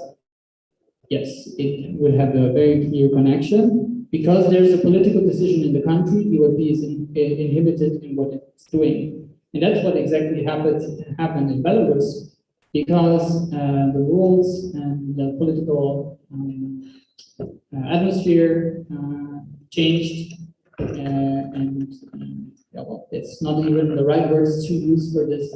I have no good words for what happens there, but basically the work of EYP Belarus is eradicated from the place, and people have to flee the country and so on. So it clearly makes the work of EYP Belarus, the network connected to that, almost impossible and endangers also the safety of people. So just to also recognize what EYP Switzerland said here. So that's what we have to take into account when we look at these cases. To go on with the other points mentioned. So for the European perspective, we don't mean by that there's like one perspective that would be more correct. It's what we always also say in committee work. Like, if you have been a jury member, for example, I remember it's always saying in the documents, what we want to see from people in the committee work is to try to be open-minded and see that there's lots of opinions around, and you can see things different from different perspective of another country or other culture or background, and not just always be in Germany, this is how we do it, and we use recycling for our bottles, and that's why everyone should do it. And this is what we want to see then also reflected in communication, that not coming from the national committee's perspective, just because in the board or in the organization there is a certain opinion, you come forward with this very opinion and say this is what we think, but you can shed light on a topic by showcasing different varieties of opinions and maybe explaining how they would impact EYP in a different way. That would be an option. So taking the round tour of opinions, but not just putting one in front and say this is, I don't know, German, French, whatever perspective, and this is what we think as EYP. Last point about the safety. Yes, it's a very important one. And at least from the governing body's perspective, I can say this is always something that we seek to make sure when we do statements. I cannot tell if that has been the case for anyone else who made a statement in this situation now with Belarus, for example. And I think at this point we are also at some point, reaching the capacity limits of the governing body to run behind everyone. And that's not what we want. We never wanted that. Also, we're not sitting in front of our laptops and screen and monitor all the Facebook pages of the network. Even though in some cases it felt like we had to, it's not like something that we enjoy. So we would not go after NC and ask them, did you check for the safety of people before you make a statement? But we clearly recommend checking on this before you make such statements, because it really makes difference. And we personally have consulted a lot with Belarus on what should be communicated at what point in time, should names be included, and should be do something public, should we do something more like half public, talk to decision makers, what would be best to the interests and the safety of the people, parties involved. And I can say this also with the past example of, now I have to say, Armenia and Azerbaijan, that of course this is not only a situation that affects individuals, but it can also affect the ability of one of our national organizations to still being able to continue their work.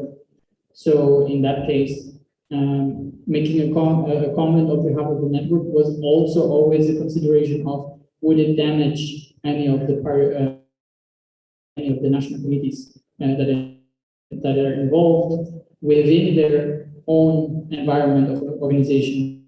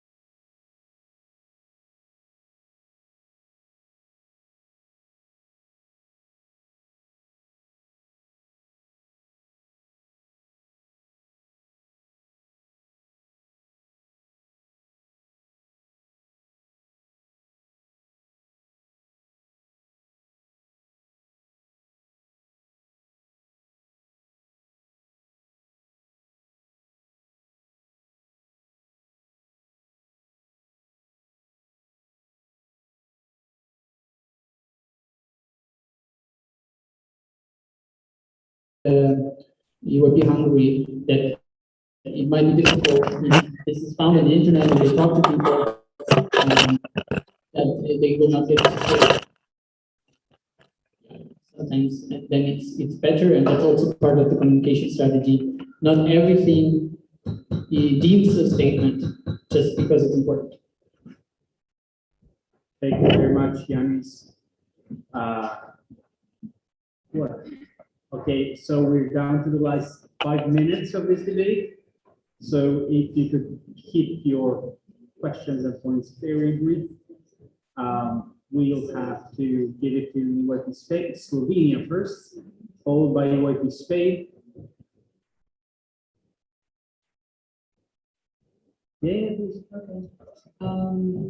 So obviously it makes sense that some things and points have to be run at the same time. So members of the GB are not giving the reality of the members and the proposing at the seat. So also thinking about policy here.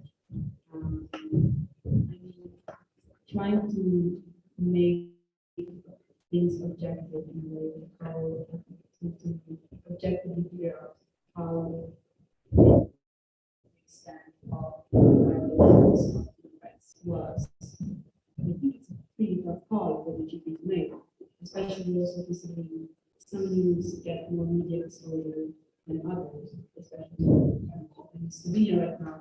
Some pretty big violations are happening. Obviously, it's not getting any media exposure.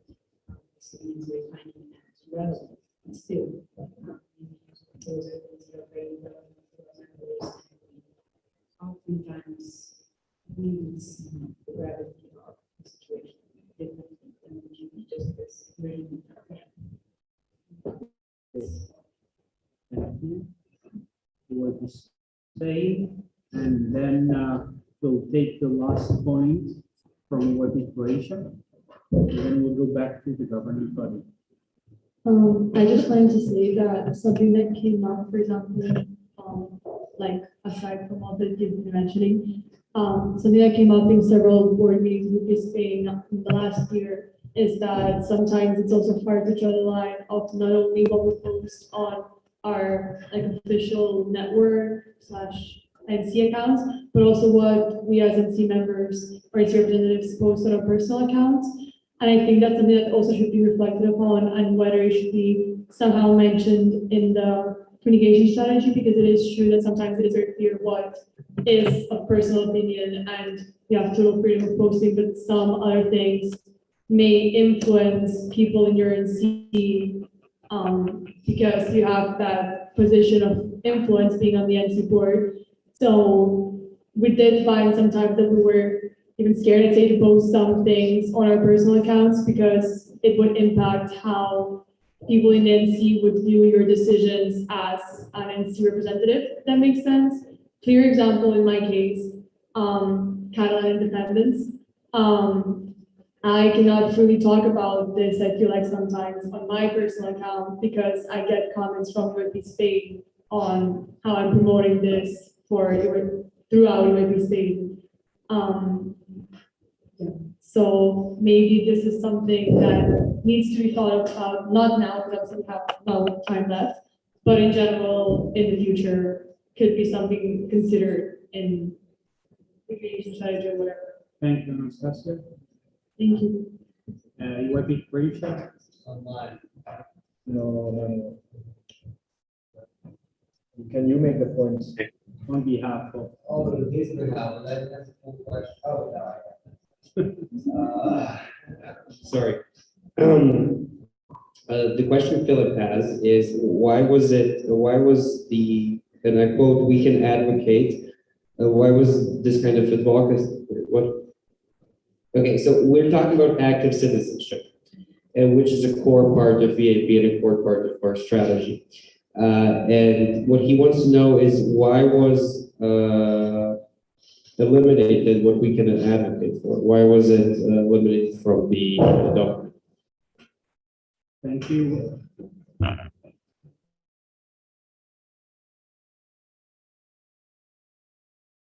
Governing body. make your response as concise as possible with the time limitations. Thank you very much. Okay, regarding Slovenia case, I don't exactly know what the situation is about, so I'm not comment on that. I can just say if anything of what is going on in the country falls under the first pillar, or not pillar, the first category of topics, and you will find maybe even a more smarter way than just doing a statement. As I said before, I think there's way better things than just doing statements to comment on it, because you have been discussing it in one of your events. I think there's nothing from the communication strategy or the governing body who would speak against making room in your communication for that.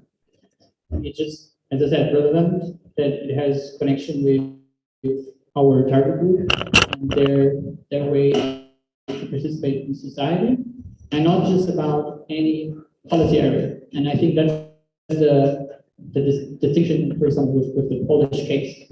We cannot just start this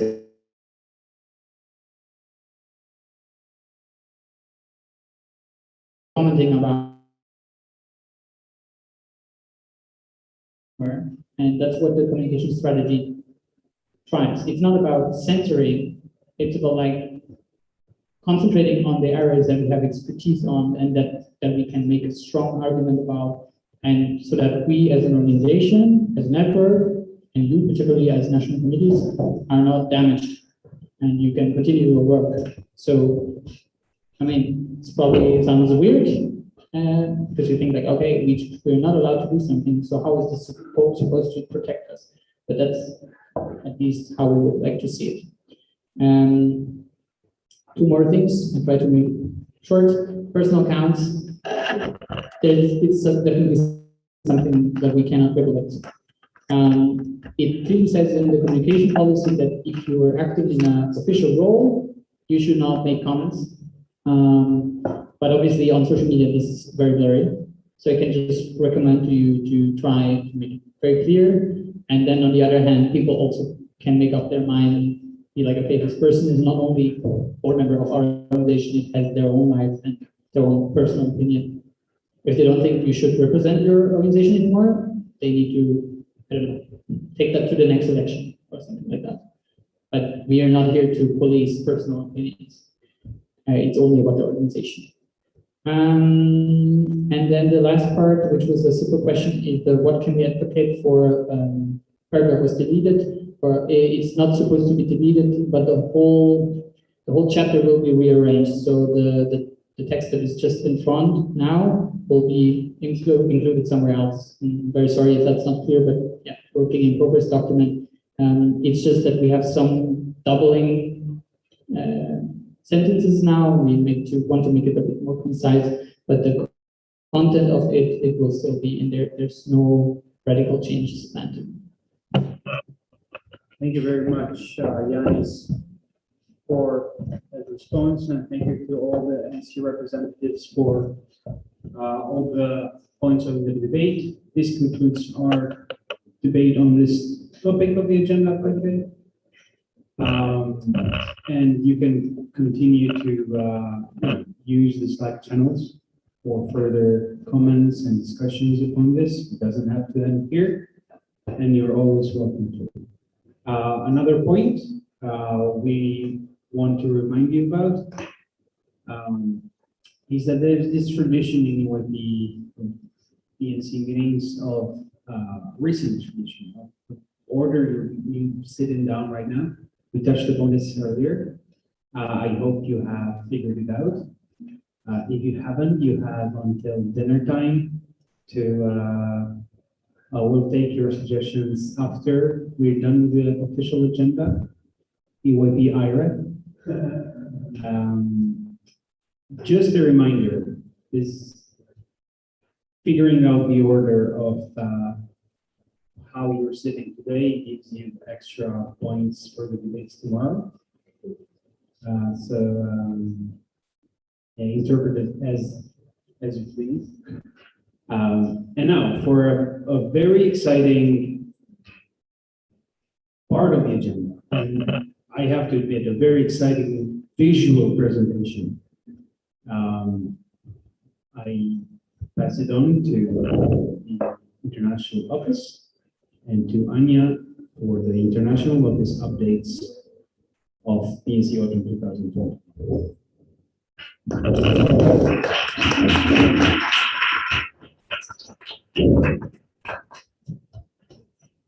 Hi, everyone.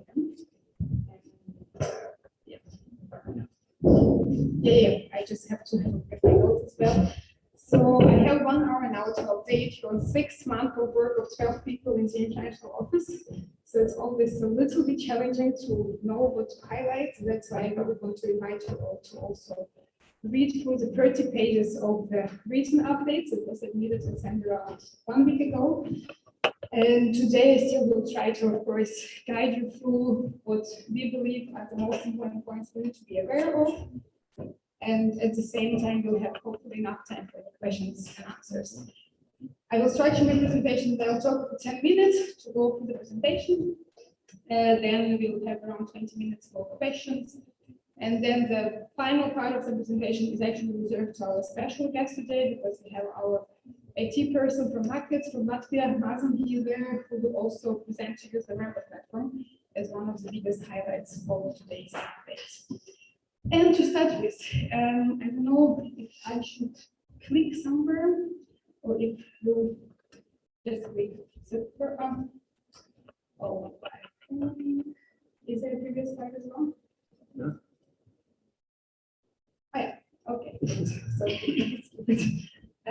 yeah, so I will want to start with just reminding you all what a powerful and large network we are. This is the numbers of 2020, but nevertheless, despite the corona and all the challenges, we managed to almost reach the same numbers as ever. So we had 350 events all over the network.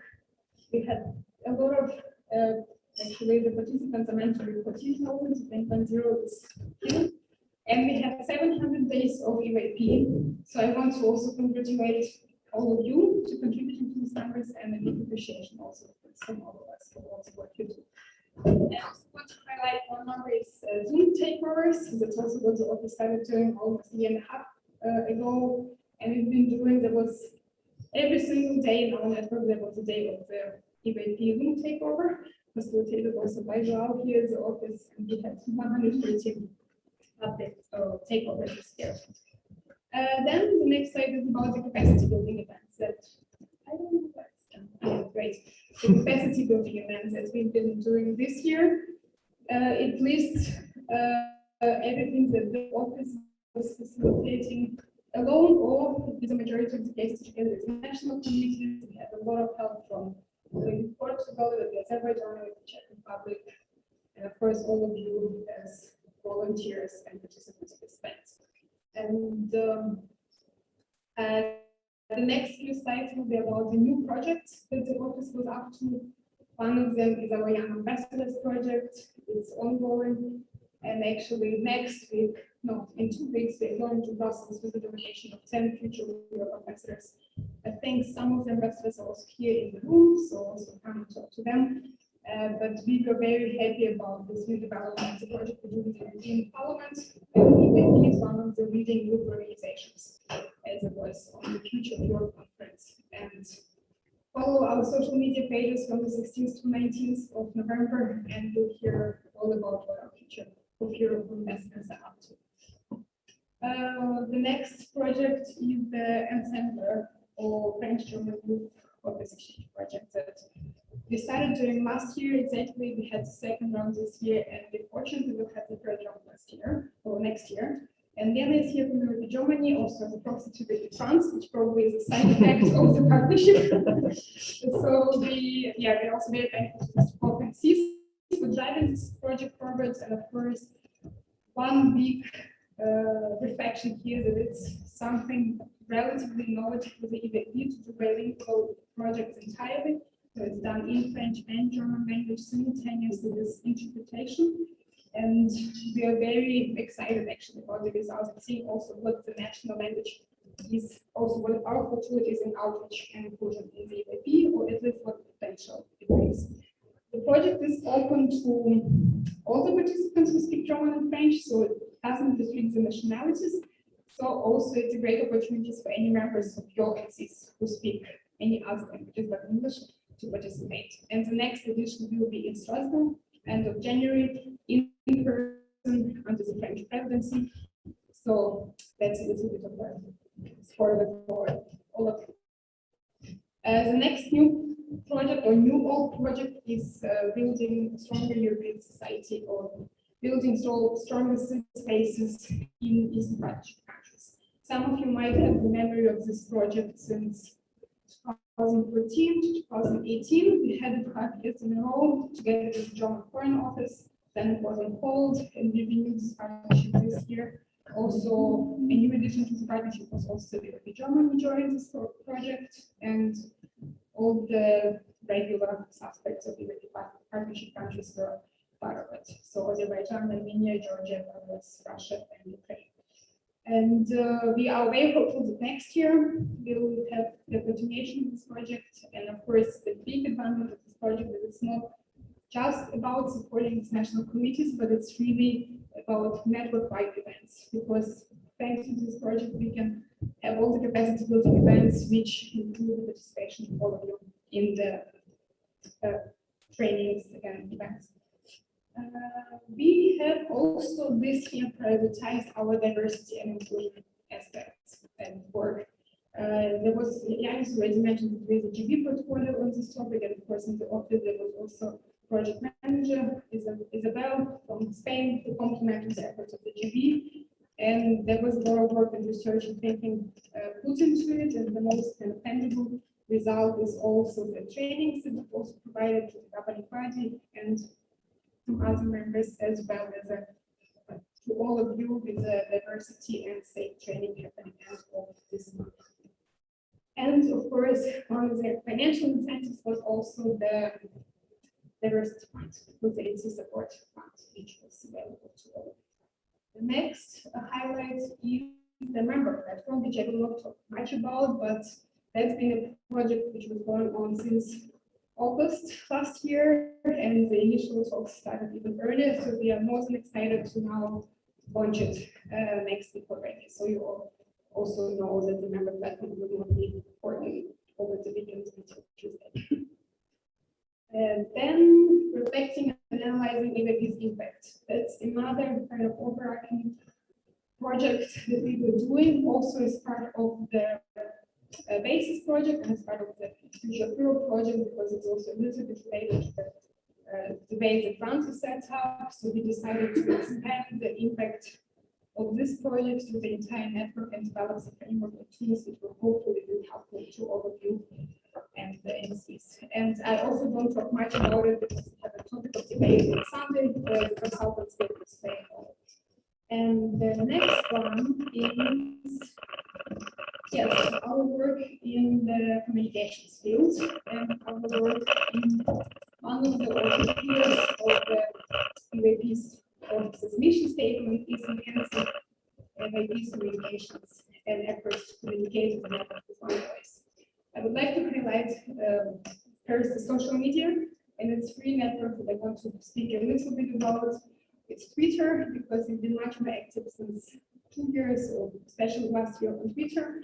And there's definitely the network that we see, which is very useful to be present on to communicate with the decision makers and just to build up our brand and to recognize. So we put a little bit more effort on Twitter and engaging and live tweeting than before. Instagram, it's of course still very important. And there, of course, it's thanks to you that it's so successful, because all of you applied with takeovers and please continue doing so. We have Ali who helps us manage the social media, and that's really, I actually don't have the number, but in this year we also had over 80 takeovers by all of you in the sessions, so we really welcome this. And LinkedIn, I don't think many of the national committees are on LinkedIn, but many of you as individuals are on there.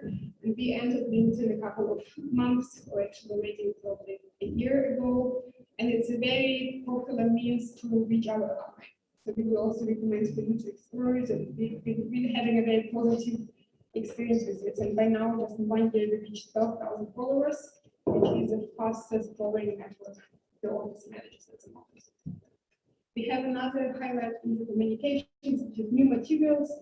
So this year, we created the style guide. You also see some of the reflections of the style guide in this presentation. So we added the new color and the new fonts, and communication manual was updated.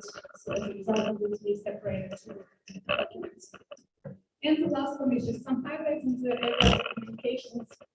We will still update the templates. You know that we have Word documents and PowerPoints, those templates are already in the member platform. So all of them will be updated. Reflecting the style guide, we already might have seen some of the new merchandise, so that's also been happening. And the next milestone is the website. So it's been on hold for a while, but we really want to now invest the next 6 months and hopefully by the time it's the next Dnc to present with the new UAP website. The next highlight is Alumni Network. We've been also investing our work and time into this, and then we are to the next slide. We also had, for the first time ever, this, I think it's mentioned, an alumni officer. So this year the office had the luxury of having one full-time or almost full-time person managing the alumni network. And we see some of the results of it. One aspect I want to highlight, and then we'll talk about it a bit later, is the Alumni Circle of Friends initiative. So that's the first steps of the office to monetize the efforts in putting the alumni network before, because until now, the network in our work was existing for over 5 years, like consistent efforts, but we've never asked for money. So we really just provided the infrastructure. That was the first time that also the steering group of the alumni network decided to go and try to reach the alumni and ask to contribute to the donations. We have the next slide, and the next slide is about the UAP history book. We also have a few people here, or actually only me here in the room. We had a meeting last weekend, and then the project was started 20 months ago. So it was May 2020, and the idea was to put the book together to be ready for the UAP 30th birthday, which is next year. So we had, actually there are first drafts available, but I will not spoil anything, but you'll hear all about it from here and in the beginning of next year. And thanks to all of these individuals who are in charge of the project. We have now just a couple of words out for the future, also some milestones and things which are really important to know of. We have the next slide, which is, I think the international sessions are always relevant for you to know. Also, this is just the dates, the way I said. We are very hopeful and optimistic to have 3 international sessions happening in person next year, potentially slightly scale down in terms of the numbers, depending on the situation in every particular country. But these are the dates. We will open the leads for the next 2 international sessions still this year, so also keep, stay tuned. And of course, the big highlight for next year that I want to mention is that UAP is turning 35. So I hope you're all excited for the party. You are warmly invited. And we have the next deadlines that I want to mention a couple of them. So the new marine platform, we have an info session happening actually next week. We will have a census sent out to all of you. The president's meeting is, the dates are actually not confirmed, but they will happen in January. So pass it on this information to the presidents of your NCs that they will do the president's meeting. And of course, the biggest advertisement is the UB elections. You know that the poll is now open, and I hope that you know many people will like to apply. Consider applying yourself. And if you don't apply, you'll vote and make sure that you see votes, other votes. And then something that I also want to highlight is that UAP 35 merchandise competition. Some of you might have a memory of UAP 30 competition when we create a special edition design for UAP 30, and we will do again the same this year. So we'll announce all the details on Monday or Tuesday next week, but I hope you're also excited about that. And then just the final slide is just a reminder of what the office is and what our mission in the network is about. Of course, as in the training you've heard, we are the executive center and the executive policies monitor, what's to be done. And the purpose of the international office is to support the European network, offering continuity and stability in government, supporting national committees and international government entities, and facilitating the fulfillment of the European mission.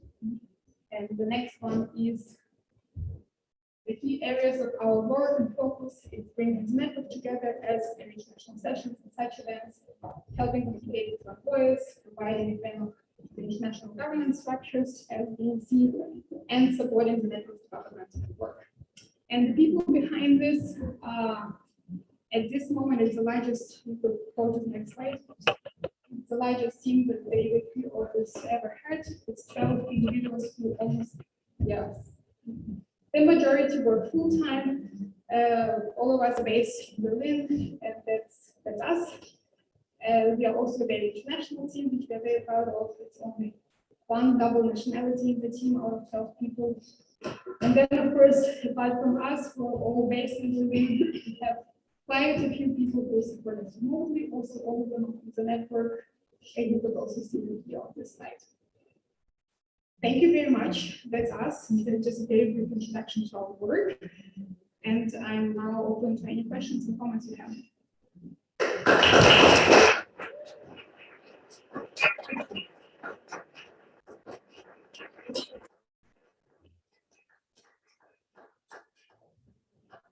Floor is yours.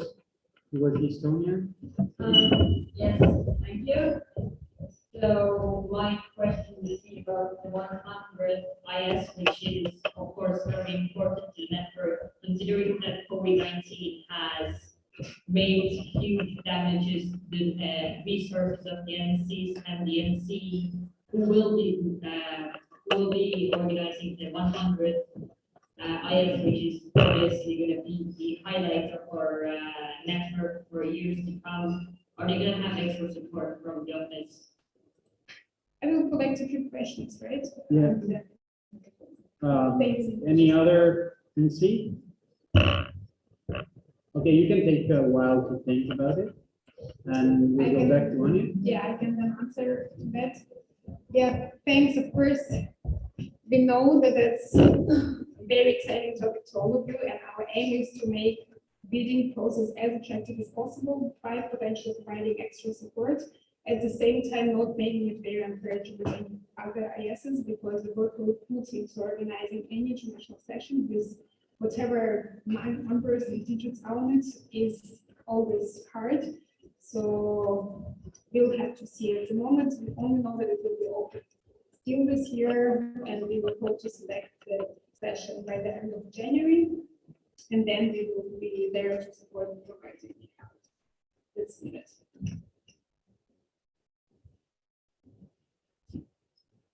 If you do not have any further questions, comments? Okay, then, thank you very much, Anya. Yeah. I mean, I can talk later. Yeah, then very excitingly, we shall proceed with the international office. But we still have the time for the updates, right? And then we provide the member platform. Exactly. Okay, but thank you very much. And I'm here around, and same as today, we have Lilian, Helena, and Joao from the office around. So if it's not comfortable for you to talk to us over the chat, just come to us. And yeah, Lena has a question. So if we are absolutely, I guess you could go for it.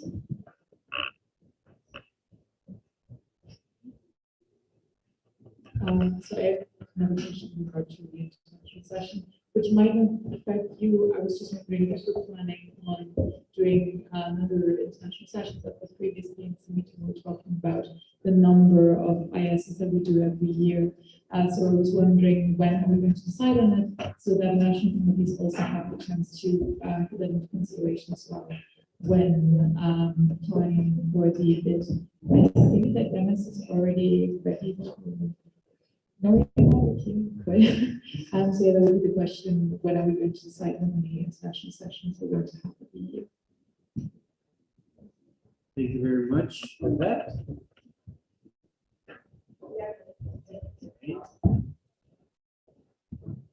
Thank you, Lena. So from our side, last Bncm meeting, we put that as a debate, and what we understood from the network was that there is no straightforward approach or understanding that we want to proceed with twice a year.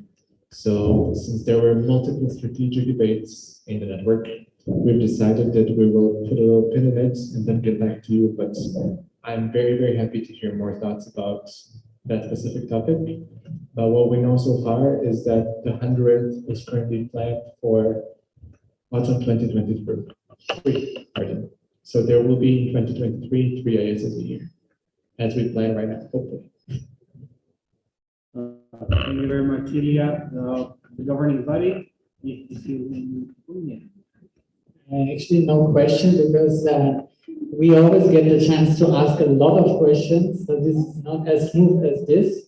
I think we always take like 2 hours or even more to ask every little piece of the update. But as there was no questions, I wanted to take the opportunity on behalf of the governing body to ask, to thank Anya and also her entire team for the hard work that you've been doing and putting up with the GB and all the NCs sometimes, and also sometimes the other way around. So yeah, thanks for cooperating with us.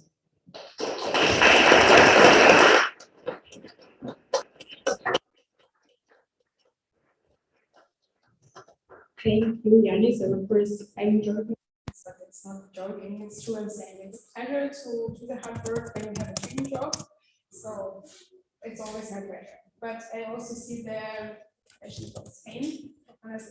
Yes. Realdo, is it okay that I'm doing a bit of colleague? I'm tired. I might as well need some assistance.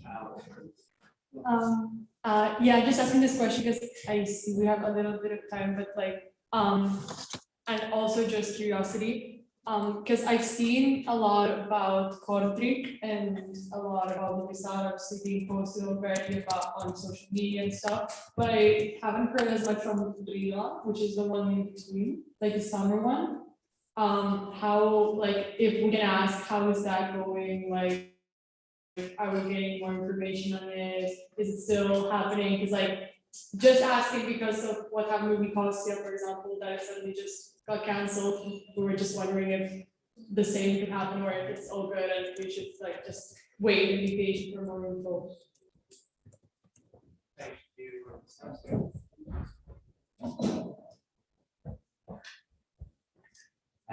Yes, it's happening, and it's maybe was less silent with its updates, but so far everything's planned, the dates were announced, and you'll hear more as soon as possible. And by the way, we even have a head organizer here in the room, because Mazen is not just our developer, he's also head organizer of the Riga International Session.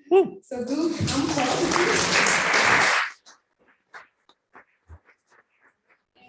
Unless there are any other questions, I think it's an excellent bridge to the member platform updates. So I'll pass it on to Valeria and Mazen.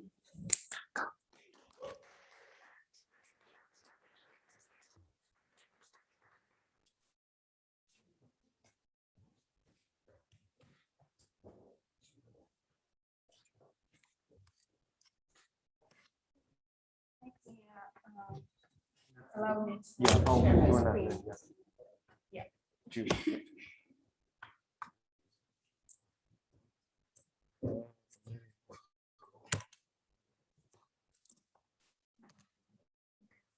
Yes. Use the awkward silence to think about in what order you're seeking. Yes. It's really hard. It is really hard. Do you have any dates for us? Yeah. It's really hard. Can I ask a question? Like the tip that we got from the theory of the days every day, is that like a hint to like even further up? All hints. Well, it's staring to me right now in my face. Oh. So if I say any further.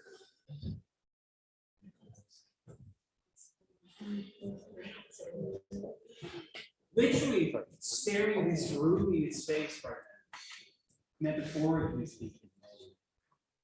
You mean the order itself?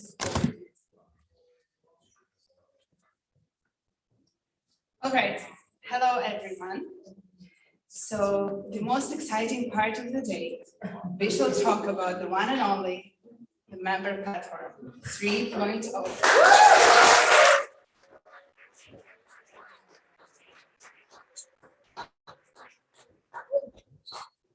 So I'm Valeria, I work for the international office, and this is Mazen from MacIT, our partners that have embarked on this journey with us, looked at the member platform and said, let's build something together that will be better than what we have.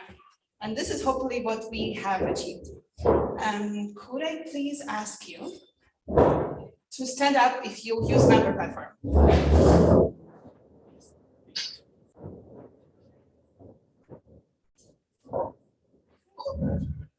Very nice. So everybody in this room uses member platform. That's amazing. It's a wonderful platform that we use for our network, and it enables us to do some amazing things. And I will talk shortly about the history of the member platform. So here on the left, you can see the member platform, the very first version. No, please remain silent. Energy. This is the first version of the member platform. If you have used the member platform, as you see here, from 2011, it was active up until 2015, please take a seat.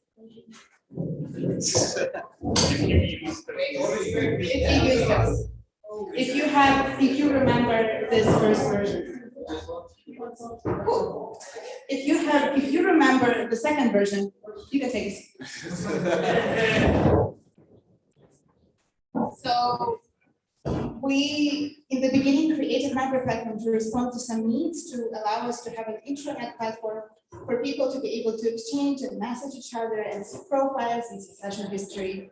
And then in 2016, we moved to a new solution, and that is the platform that has been in use up until now. And now, on Tuesday next week, we will be launching the new member platform, and Mazen will tell you more about it. Woo! Well, thanks everyone, and it's really exciting to actually reach a conclusion really soon for all the work we've been putting on. But some small bits of information about what new platform will be. It's basically a fully custom solution written for the UIP. Before we were running into the issues that platform was restricting because the first one was, I think, written on WordPress, the next one was written on Drupal. So basically trying to adapt something that might look from the outside as like really simple tool, but in the end, the amount of features and sites and is pretty impressive. That is why, once again, when we are reaching that end, we're happy that we chose the right kind of way how to develop it.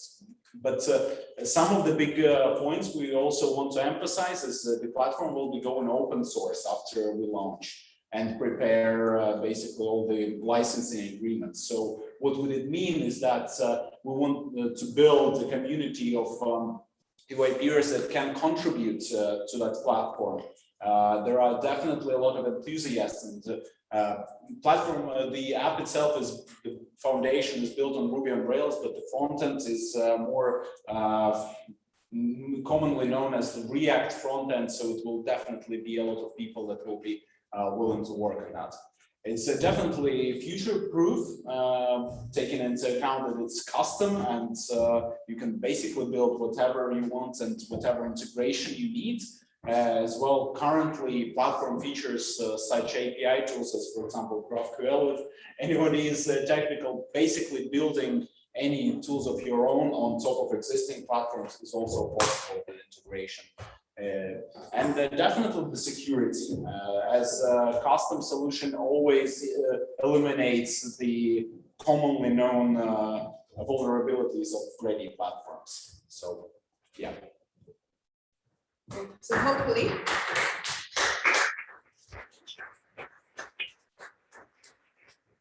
hopefully no more advertisement of weird matches and 3 a.m. late nights. What are we planning for the future?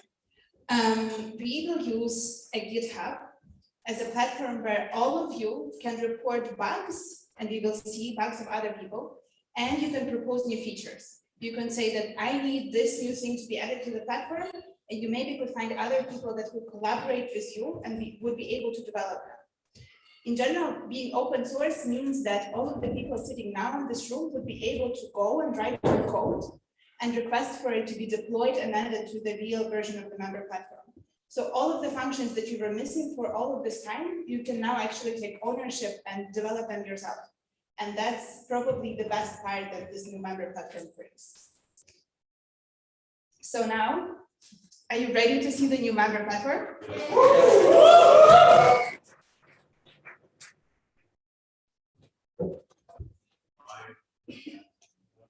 So I presented you the new member platform. It's a perfect user experience, custom built, very easy to use, there are no bugs, and you can always submit your applications on the correct deadline. Okay, are you ready to see the real thing though? Yeah. Are you sure? This looks perfectly fine to me. Yeah.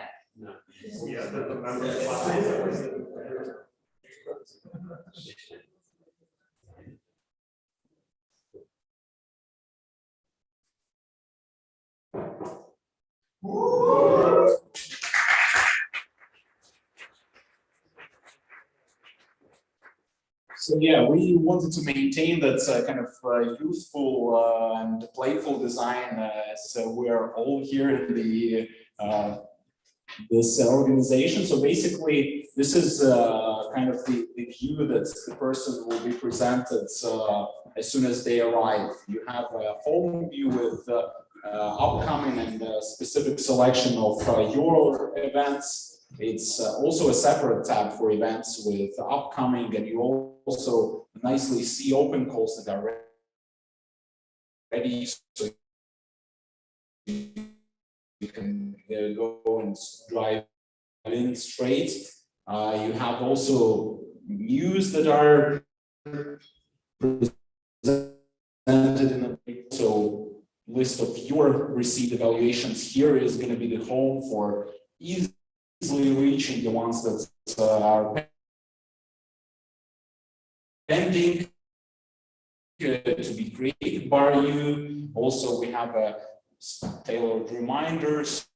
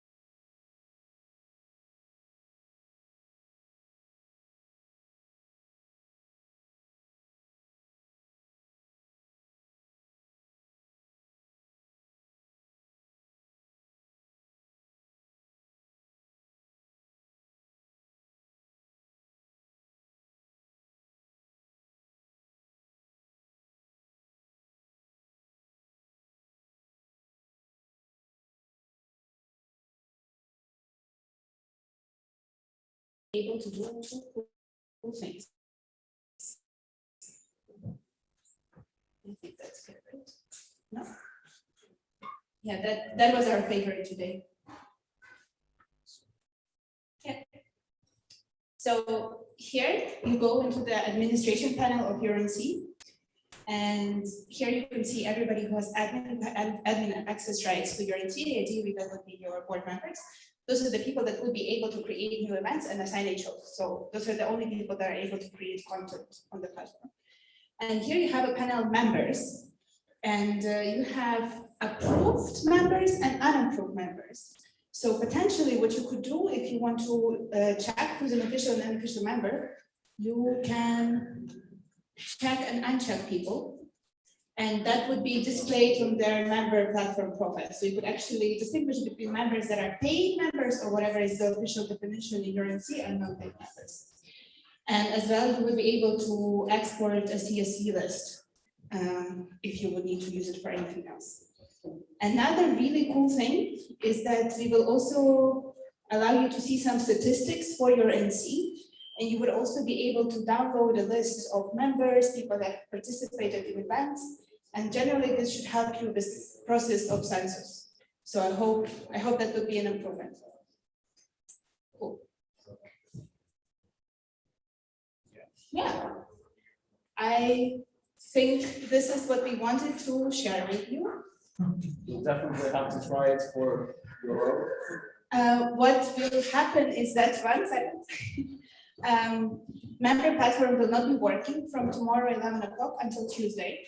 And at that time, we will do the transfer and we will launch the new member platform. So don't try to log in, you will not be able to from tomorrow onwards. And we'll let you know when it's up before Tuesday. And as I've already mentioned, the GitHub will be used for requesting new features. So if you have any points about suggesting features, I would ask you to keep them to yourself. And then you could share them on GitHub, or I'm happy with Mazen to discuss them with you today in the evening. So if you have other questions, we'll be able to take a few now. Yes, taking questions and comments and suggestions, but please keep it very brief and very concise. After all, we do have a wiki page in the members platform where you can go and suggest things for reality. So yeah, right now we'll be taking points from Greece, followed by Bulgaria, and then Sweden. Thank you so much. Thank you for this great presentation. And thank you for all the effort that you've put into this. Design does look very, very sleek. So excited to start using. As you said, there's a wiki page. So maybe you could talk a bit more about this, and more specifically, what new features have been incorporated, or how all bugs have been fixed, because that was a discussion that was often brought up both in BNCs and in general. So, or not only what bugs have been fixed, but also how easy it is to fix new bugs, so what we can expect, how quickly we can expect those fixes to become in the future. Thank you. First of all, fab job, amazing, love it. But I was wondering if Bulgaria could please have a page. Fake feature. Sweden.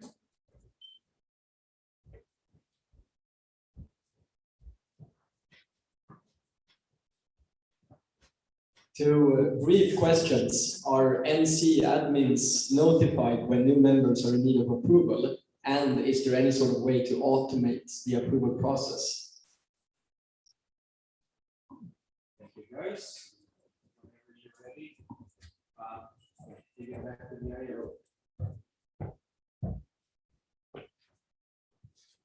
Thank you.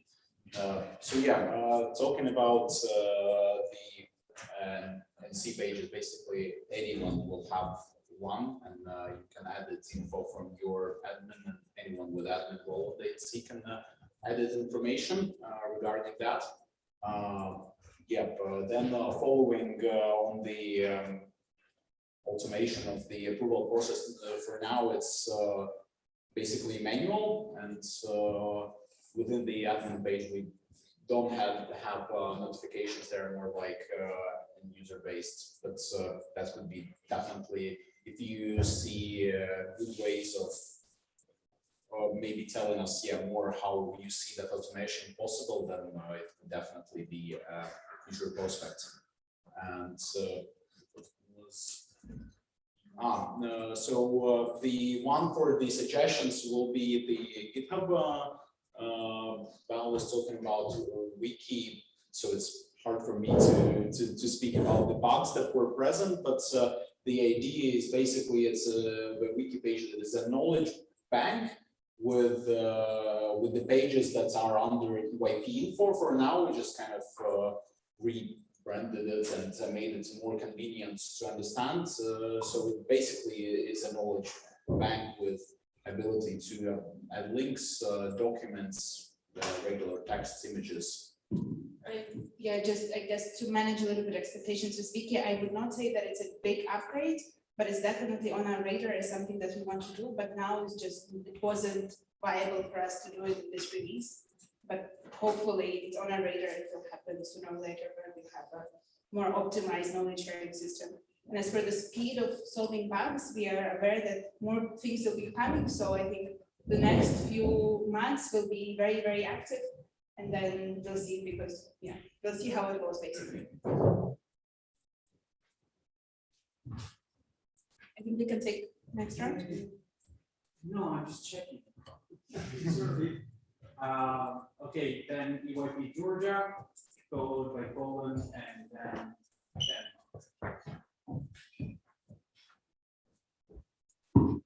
I just have more of a personal question, which will allow me to assess what is the working dynamic behind the site. How many back-end and front-end developers does the site have, or is it headless architecture? Overall, the site was beautiful, and I believe it has far more potential to go advanced moving forward. It's an easy job done. Thank you for that.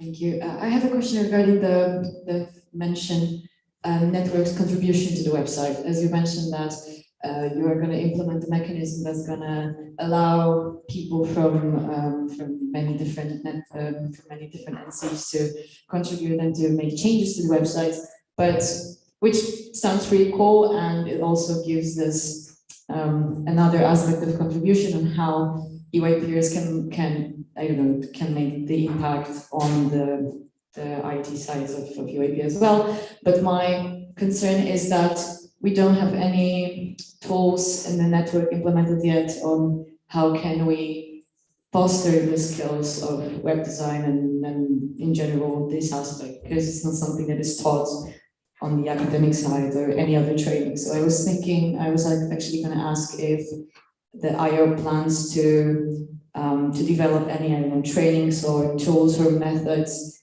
to also support the skills of UIPers on this platform itself.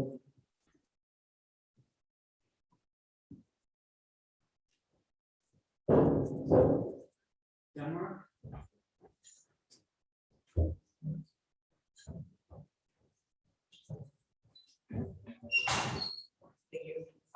Yeah, also from here to Denmark, first of all, great appreciation of the new page. That looks absolutely great. And huge thanks for all the work put into it. A small wonder I had was whether the news part of it would be playing together with the EYP.org, where we also have a news channel. Currently, for me, those are two very divided platforms / websites. Of course, because one is targeted at the members.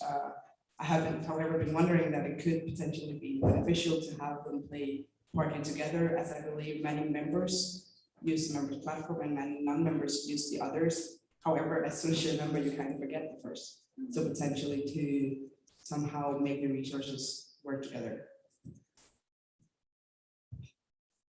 Thank you very much. We'll get back to the IO for the moment. Yeah, so regarding the architecture,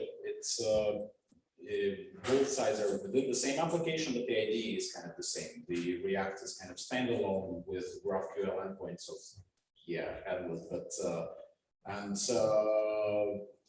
the idea is that we get two sets of different separate skills can be working on. Once could implement changes like models and queries themselves, and then somebody who is purely front end could work on additions. From the development side, we had a dedicated person that basically did both full stack, and then a design person that was developing the design. And then lately I've been fixing bugs with Valve.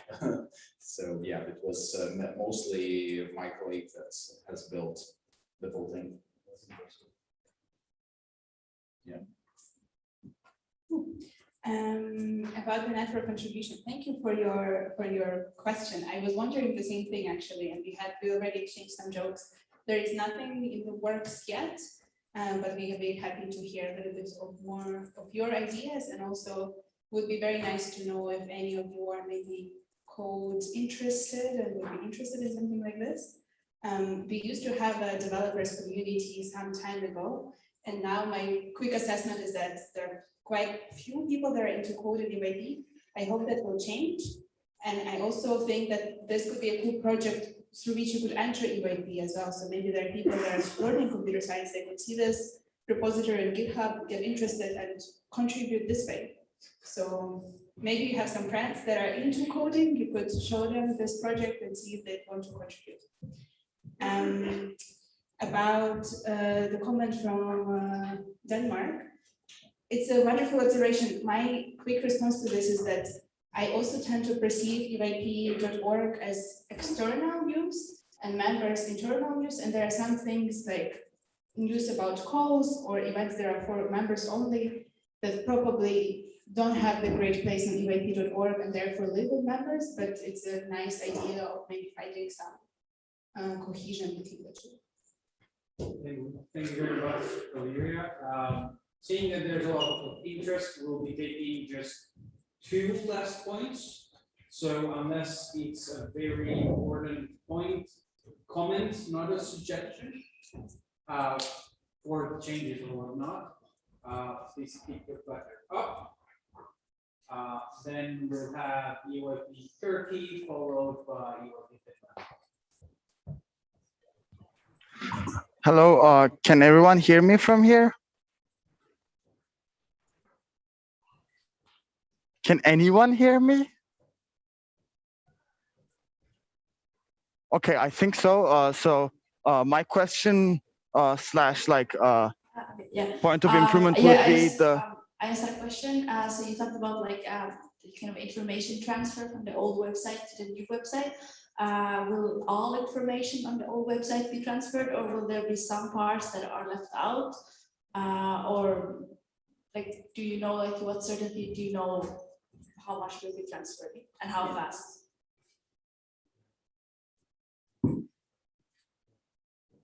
UIP Turkey, you assume you should take your point? Yes.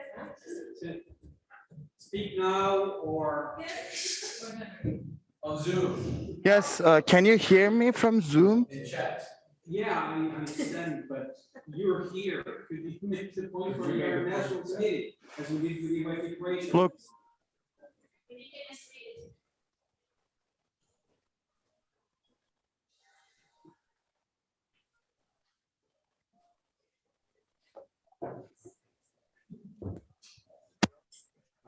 Finish, do you have it? If not there'll be plenty of time. Canısı hoparlörü al, buradan söyleyeyim. Uğraşamayacağım yazmaya. Perfect. Okay, so can everyone hear me now? Yes. Perfect. Okay. My question would be, will we have like a formal process for like approving new features for when someone like contributes a new feature?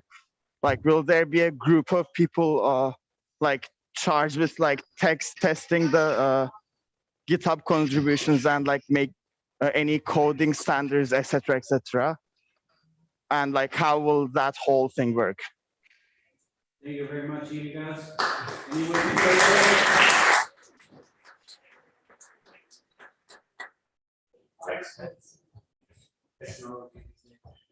I will go back to the IO. Yeah. So yeah, regarding the data transfer, it's basically will be done by the launch date. So we're launched with all data being transferred, and it's basically everything, events, your history, evaluations, applications. Well, the only thing that is not making there is form. So, form is that. And maybe I can comment on the additions by the community. So basically, it's still an idea, but definitely in the beginnings, if there will already be somebody willing to contribute and submitting this change request, it would be somebody from the development team to give technical acceptance, and office would assist on retesting the features. So and then the aim is to grow a community that could self-review and self-sustain that. So yeah.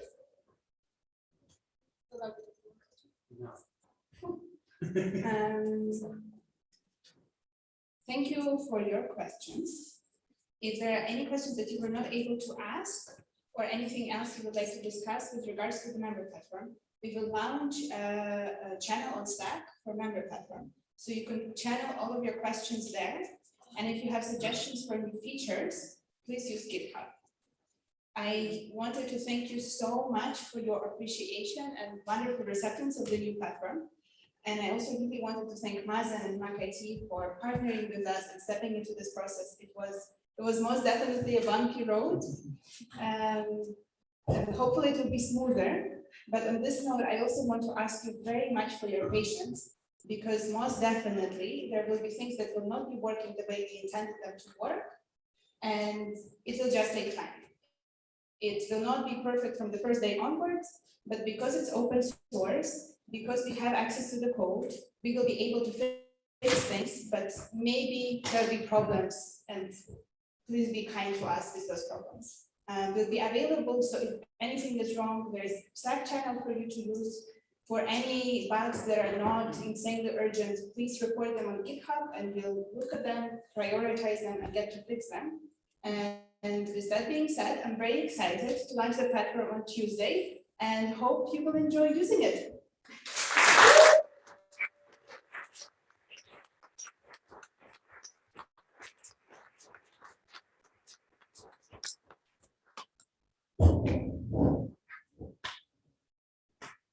Thank you very much, Valeria, and everyone at the IO who has been working on this.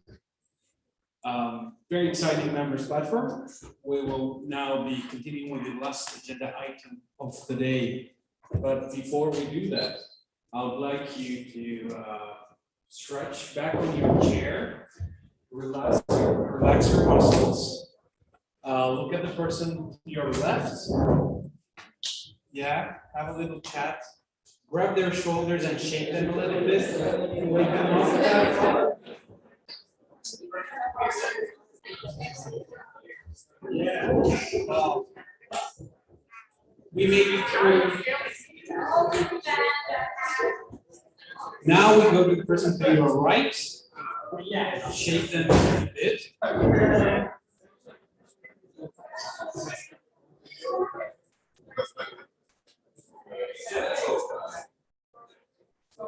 Amazing.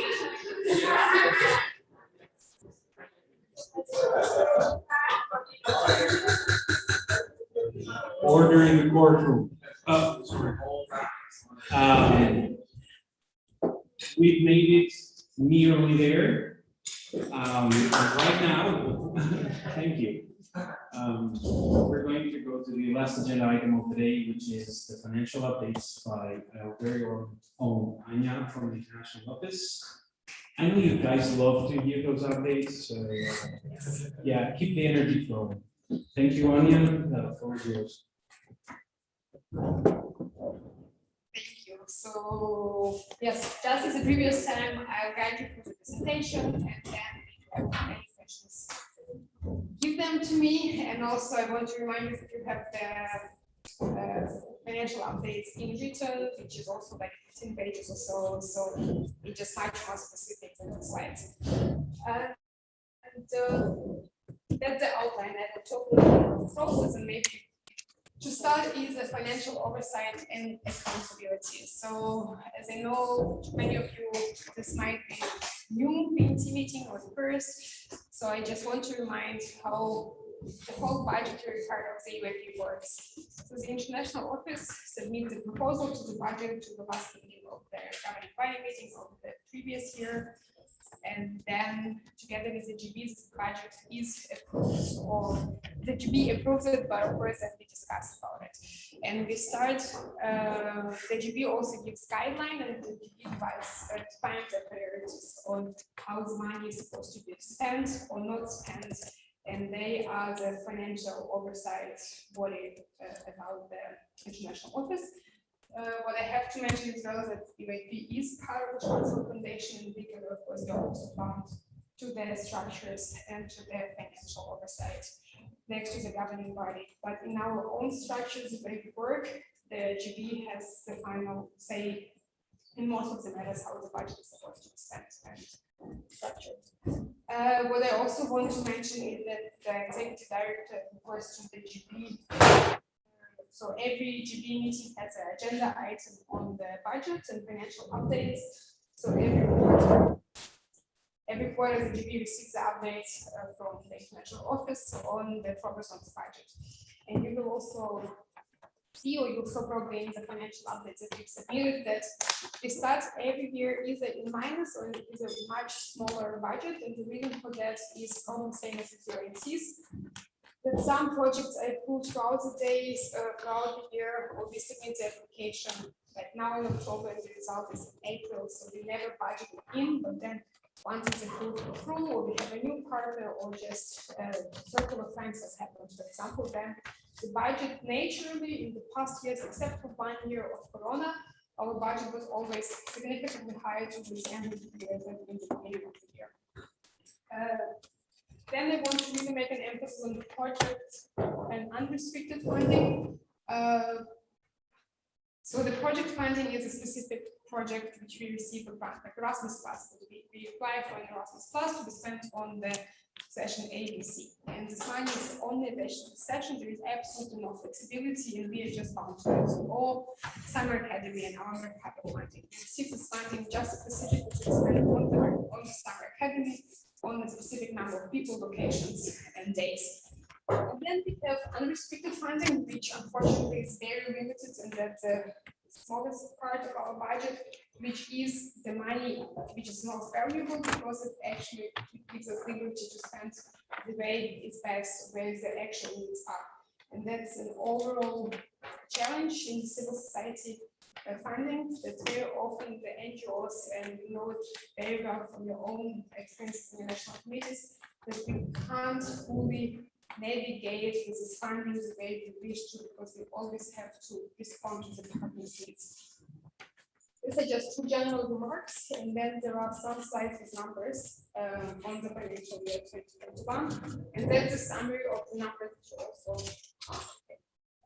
the first one is funding priorities 2021, which were defined also already last year and the previous years. And you see that there is always priority to channel as much as possible to the National Committee support funds, or just generally to give to the national committees either through national support funds or any other projects we do together, like BASIS or French German Youth Office or anything else. This year, the priority was also put on the safe UIP and diversity training, so we will have the first safe training end of the year. Development and training as such is always a priority, and you saw in my previous slides a number of capacity building events that we managed to put together, which is significantly higher than from the previous years. International governance is always the core of our budget, and that's not a compromised part of it. Regional projects, that's kind of a priority because that's the soul where the money is, and we also have to respond to where it is easiest for us to fundraise, and these kind of regional projects very often correspond or resonate with the funders. Alumni Network, new members platform, communications, these are overall kind of priorities and areas of the budget. Here it's a general graph on how the budget has developed over the years, and you see the blue line is usually this minimum budget that's approved, and red line how it looks like towards the end of the year. So with an exception of last year, it's always the red line is always higher than the blue, and you see that we are kind of going back to our better years, which were 2015-16. We had a higher budget, very largely so due to the German foreign funding, which was very dominant. Now we also managed to diversify our funds, which we are very happy about, and we're kind of slowly going back to a higher budget. And the next is just a summary from the slides, or not slide, but PDF that you received with the updates. That's our budget for this year, and with a summary of percentages of how the money is spent. And the last slide is, there is a last slide, there isn't the last slide actually. Oh yeah, and the last slide is also our funding overview. It's quite a few funders this year for us to manage, also mainly small funders, which is positive, but also kind of, the reflection is that it's of course a workload to manage many small funds. It's not necessarily always an advantage. And you see that our biggest funders are still German-based funders, which is Mercator Foundation, Ion Foundation, German Foreign Office. That's a large share of our budget. It's more than 50% of the budget comes from the German funders. And then we diversified our funding with French German Youth Office, kind of also has a German element there, but we have European Parliament, we have Council of Europe, we have Balkan Trust, we have some smaller things like Central European Initiative, Harris Foundation, and a very small share of the participation fees this year, and alumni. Yes, that's a very quick summary. I'm sure you have more questions this time than the previous time, so please just ask anything that's on your mind. Also, if you have any clarifications or anything, really, I'm just here to use the time and to answer all of your questions, especially in light of tomorrow's debate on the financial structure of the AVP. It's really a chance for us to clarify some of the things. Thank you. The floor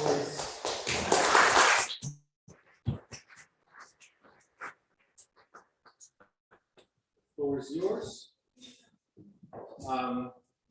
For comments, questions, you might refer to the updates booklet as well, not just the presentation.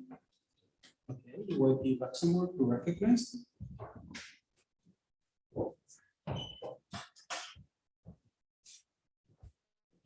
Thank you for the update. Maybe just a general question. What kind of partnerships are you guys going to be working on right now for the future that go beyond the current ones? Of course. I can go. Yeah, I can give it to students.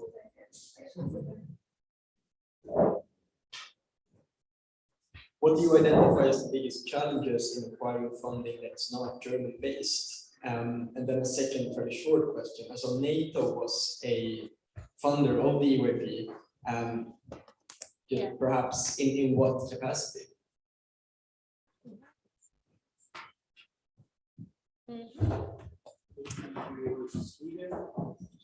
Thank you. I'll take this too and get back to the second round. So with the future outlook, so our priorities are now to also reestablish. So the big priority is actually to win the expiring partners over, which is the Ion Foundation, because it's the largest, most stable partner of the EVP, and unfortunately it stops end of the year. And we really hope that we'll manage to negotiate for it to start in June next year, but it's a 50-50 chance. We are also submitting a few Erasmus Plus applications. If some of you might remember STEM project, that's a project which was covering a lot of training events because our summer academy funding also expired this year. That was the last round. And so we would want to secure the funding for the summer academy. And also we are applying for the Erasmus Plus accreditation. And then we have a number of Eastern Partnership related projects and kind of proposals, especially because we want to strengthen this basis project with more with more reliable funds, which are not only with the German Foreign Office, so that's a bit more diverse, and as well as with developments in Belarus. Actually, just today I had a call with the support fund for Belarus, so to also see the things which are in the very objectively biggest need, how we can be the channel divided there. So that's, I think, it, and plenty of smaller initiatives with some foundations in Germany and outside. And Central European Initiative, for example, we had the partnership with them around Warsaw, and we want to carry on. Yeah, that's it. And then challenges in the non-German funding. I think it's mainly time, really to prioritize it, and we become so I think we've already made a very big step in this direction with European Parliament funding. It's been the first time since 15 years that we got this funding, and with a few Erasmus Plus applications in the pipeline, with this Eastern Partnership diversification, with the Central European Initiative. It's very small steps, but they are happening, and really finding this time and targeted approach, also not to be kind of, because we are part of the German Foundation, very often it's just easier to go through it because the connections come to us more organically than just to go and research initiate their cold contact. And with NATO, that was a support to the international session, Warsaw, and we don't fundraise there institutionally, so for the EVP as such, but for the international sessions mainly, who would welcome such funding. So that's something up to the international session teams to define, and of course in some regions, including Warsaw, for example, last year, previously we had it in Lithuania. It's likely that next year we'll try it out with Riga, but that will be tried. And as we are aware that it's a controversial partner, it's something that we support the teams with, but it's up to the international session teams to decide. Thank you very much, Anya. If you have any further questions, points, raise your buttons. No? Any takers? Well, in that case, you can still use the Slack channel to pose your points, questions, and keep it going. And thank you, Anya. Thank you, International Office, for the updates. I will be having tomorrow morning, actually, an extensive debate regarding a very similar issue that you have put forward regarding finances. So you'll have space tomorrow to be more involved in this. And with that note, I think that's the end of the day. So yeah, give yourselves first, your NC representatives who are not here second, the International Office, us if you want, the GB, your family, your dog, your pets. Big round of applause for we made it to the first day of the week.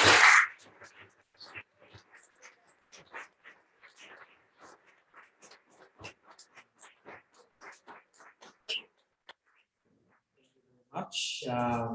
Side note for tomorrow, please look at the booklets that have been shared when you have time tonight to prepare your statements or points or questions of interest. Second, please be reminded to bring your sweatpants with you or have them ready at least tomorrow, I mean. Third, it's now the time to take points, ideas of how are you setting today the order. So if you have any ideas, please come forward. You can you with Yarlin.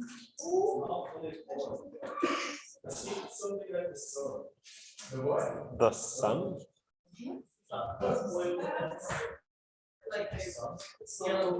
No.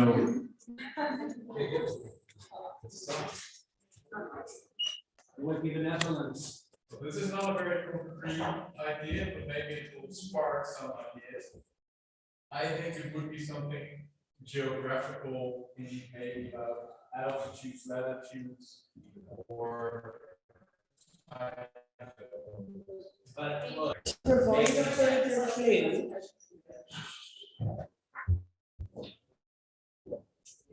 It's not so what that it is the center of our in some sense of that.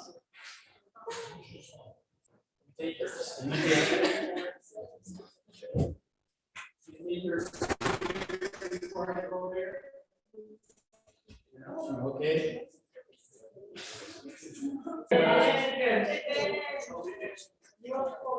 Oh, no, I had a random idea, but I don't think it makes any sense, but it was about most of the least religious countries, but I don't think it is.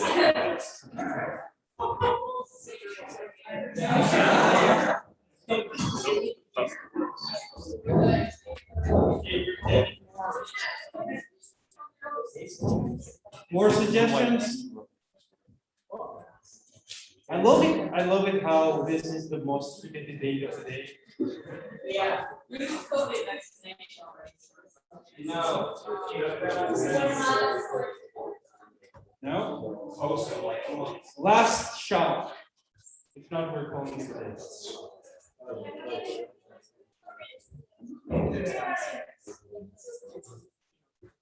Yes? 2 more minutes. does it have anything to do with the job? No. No.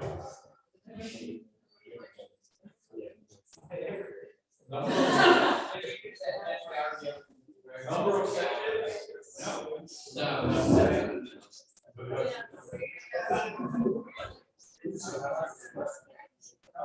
Never. They always ask.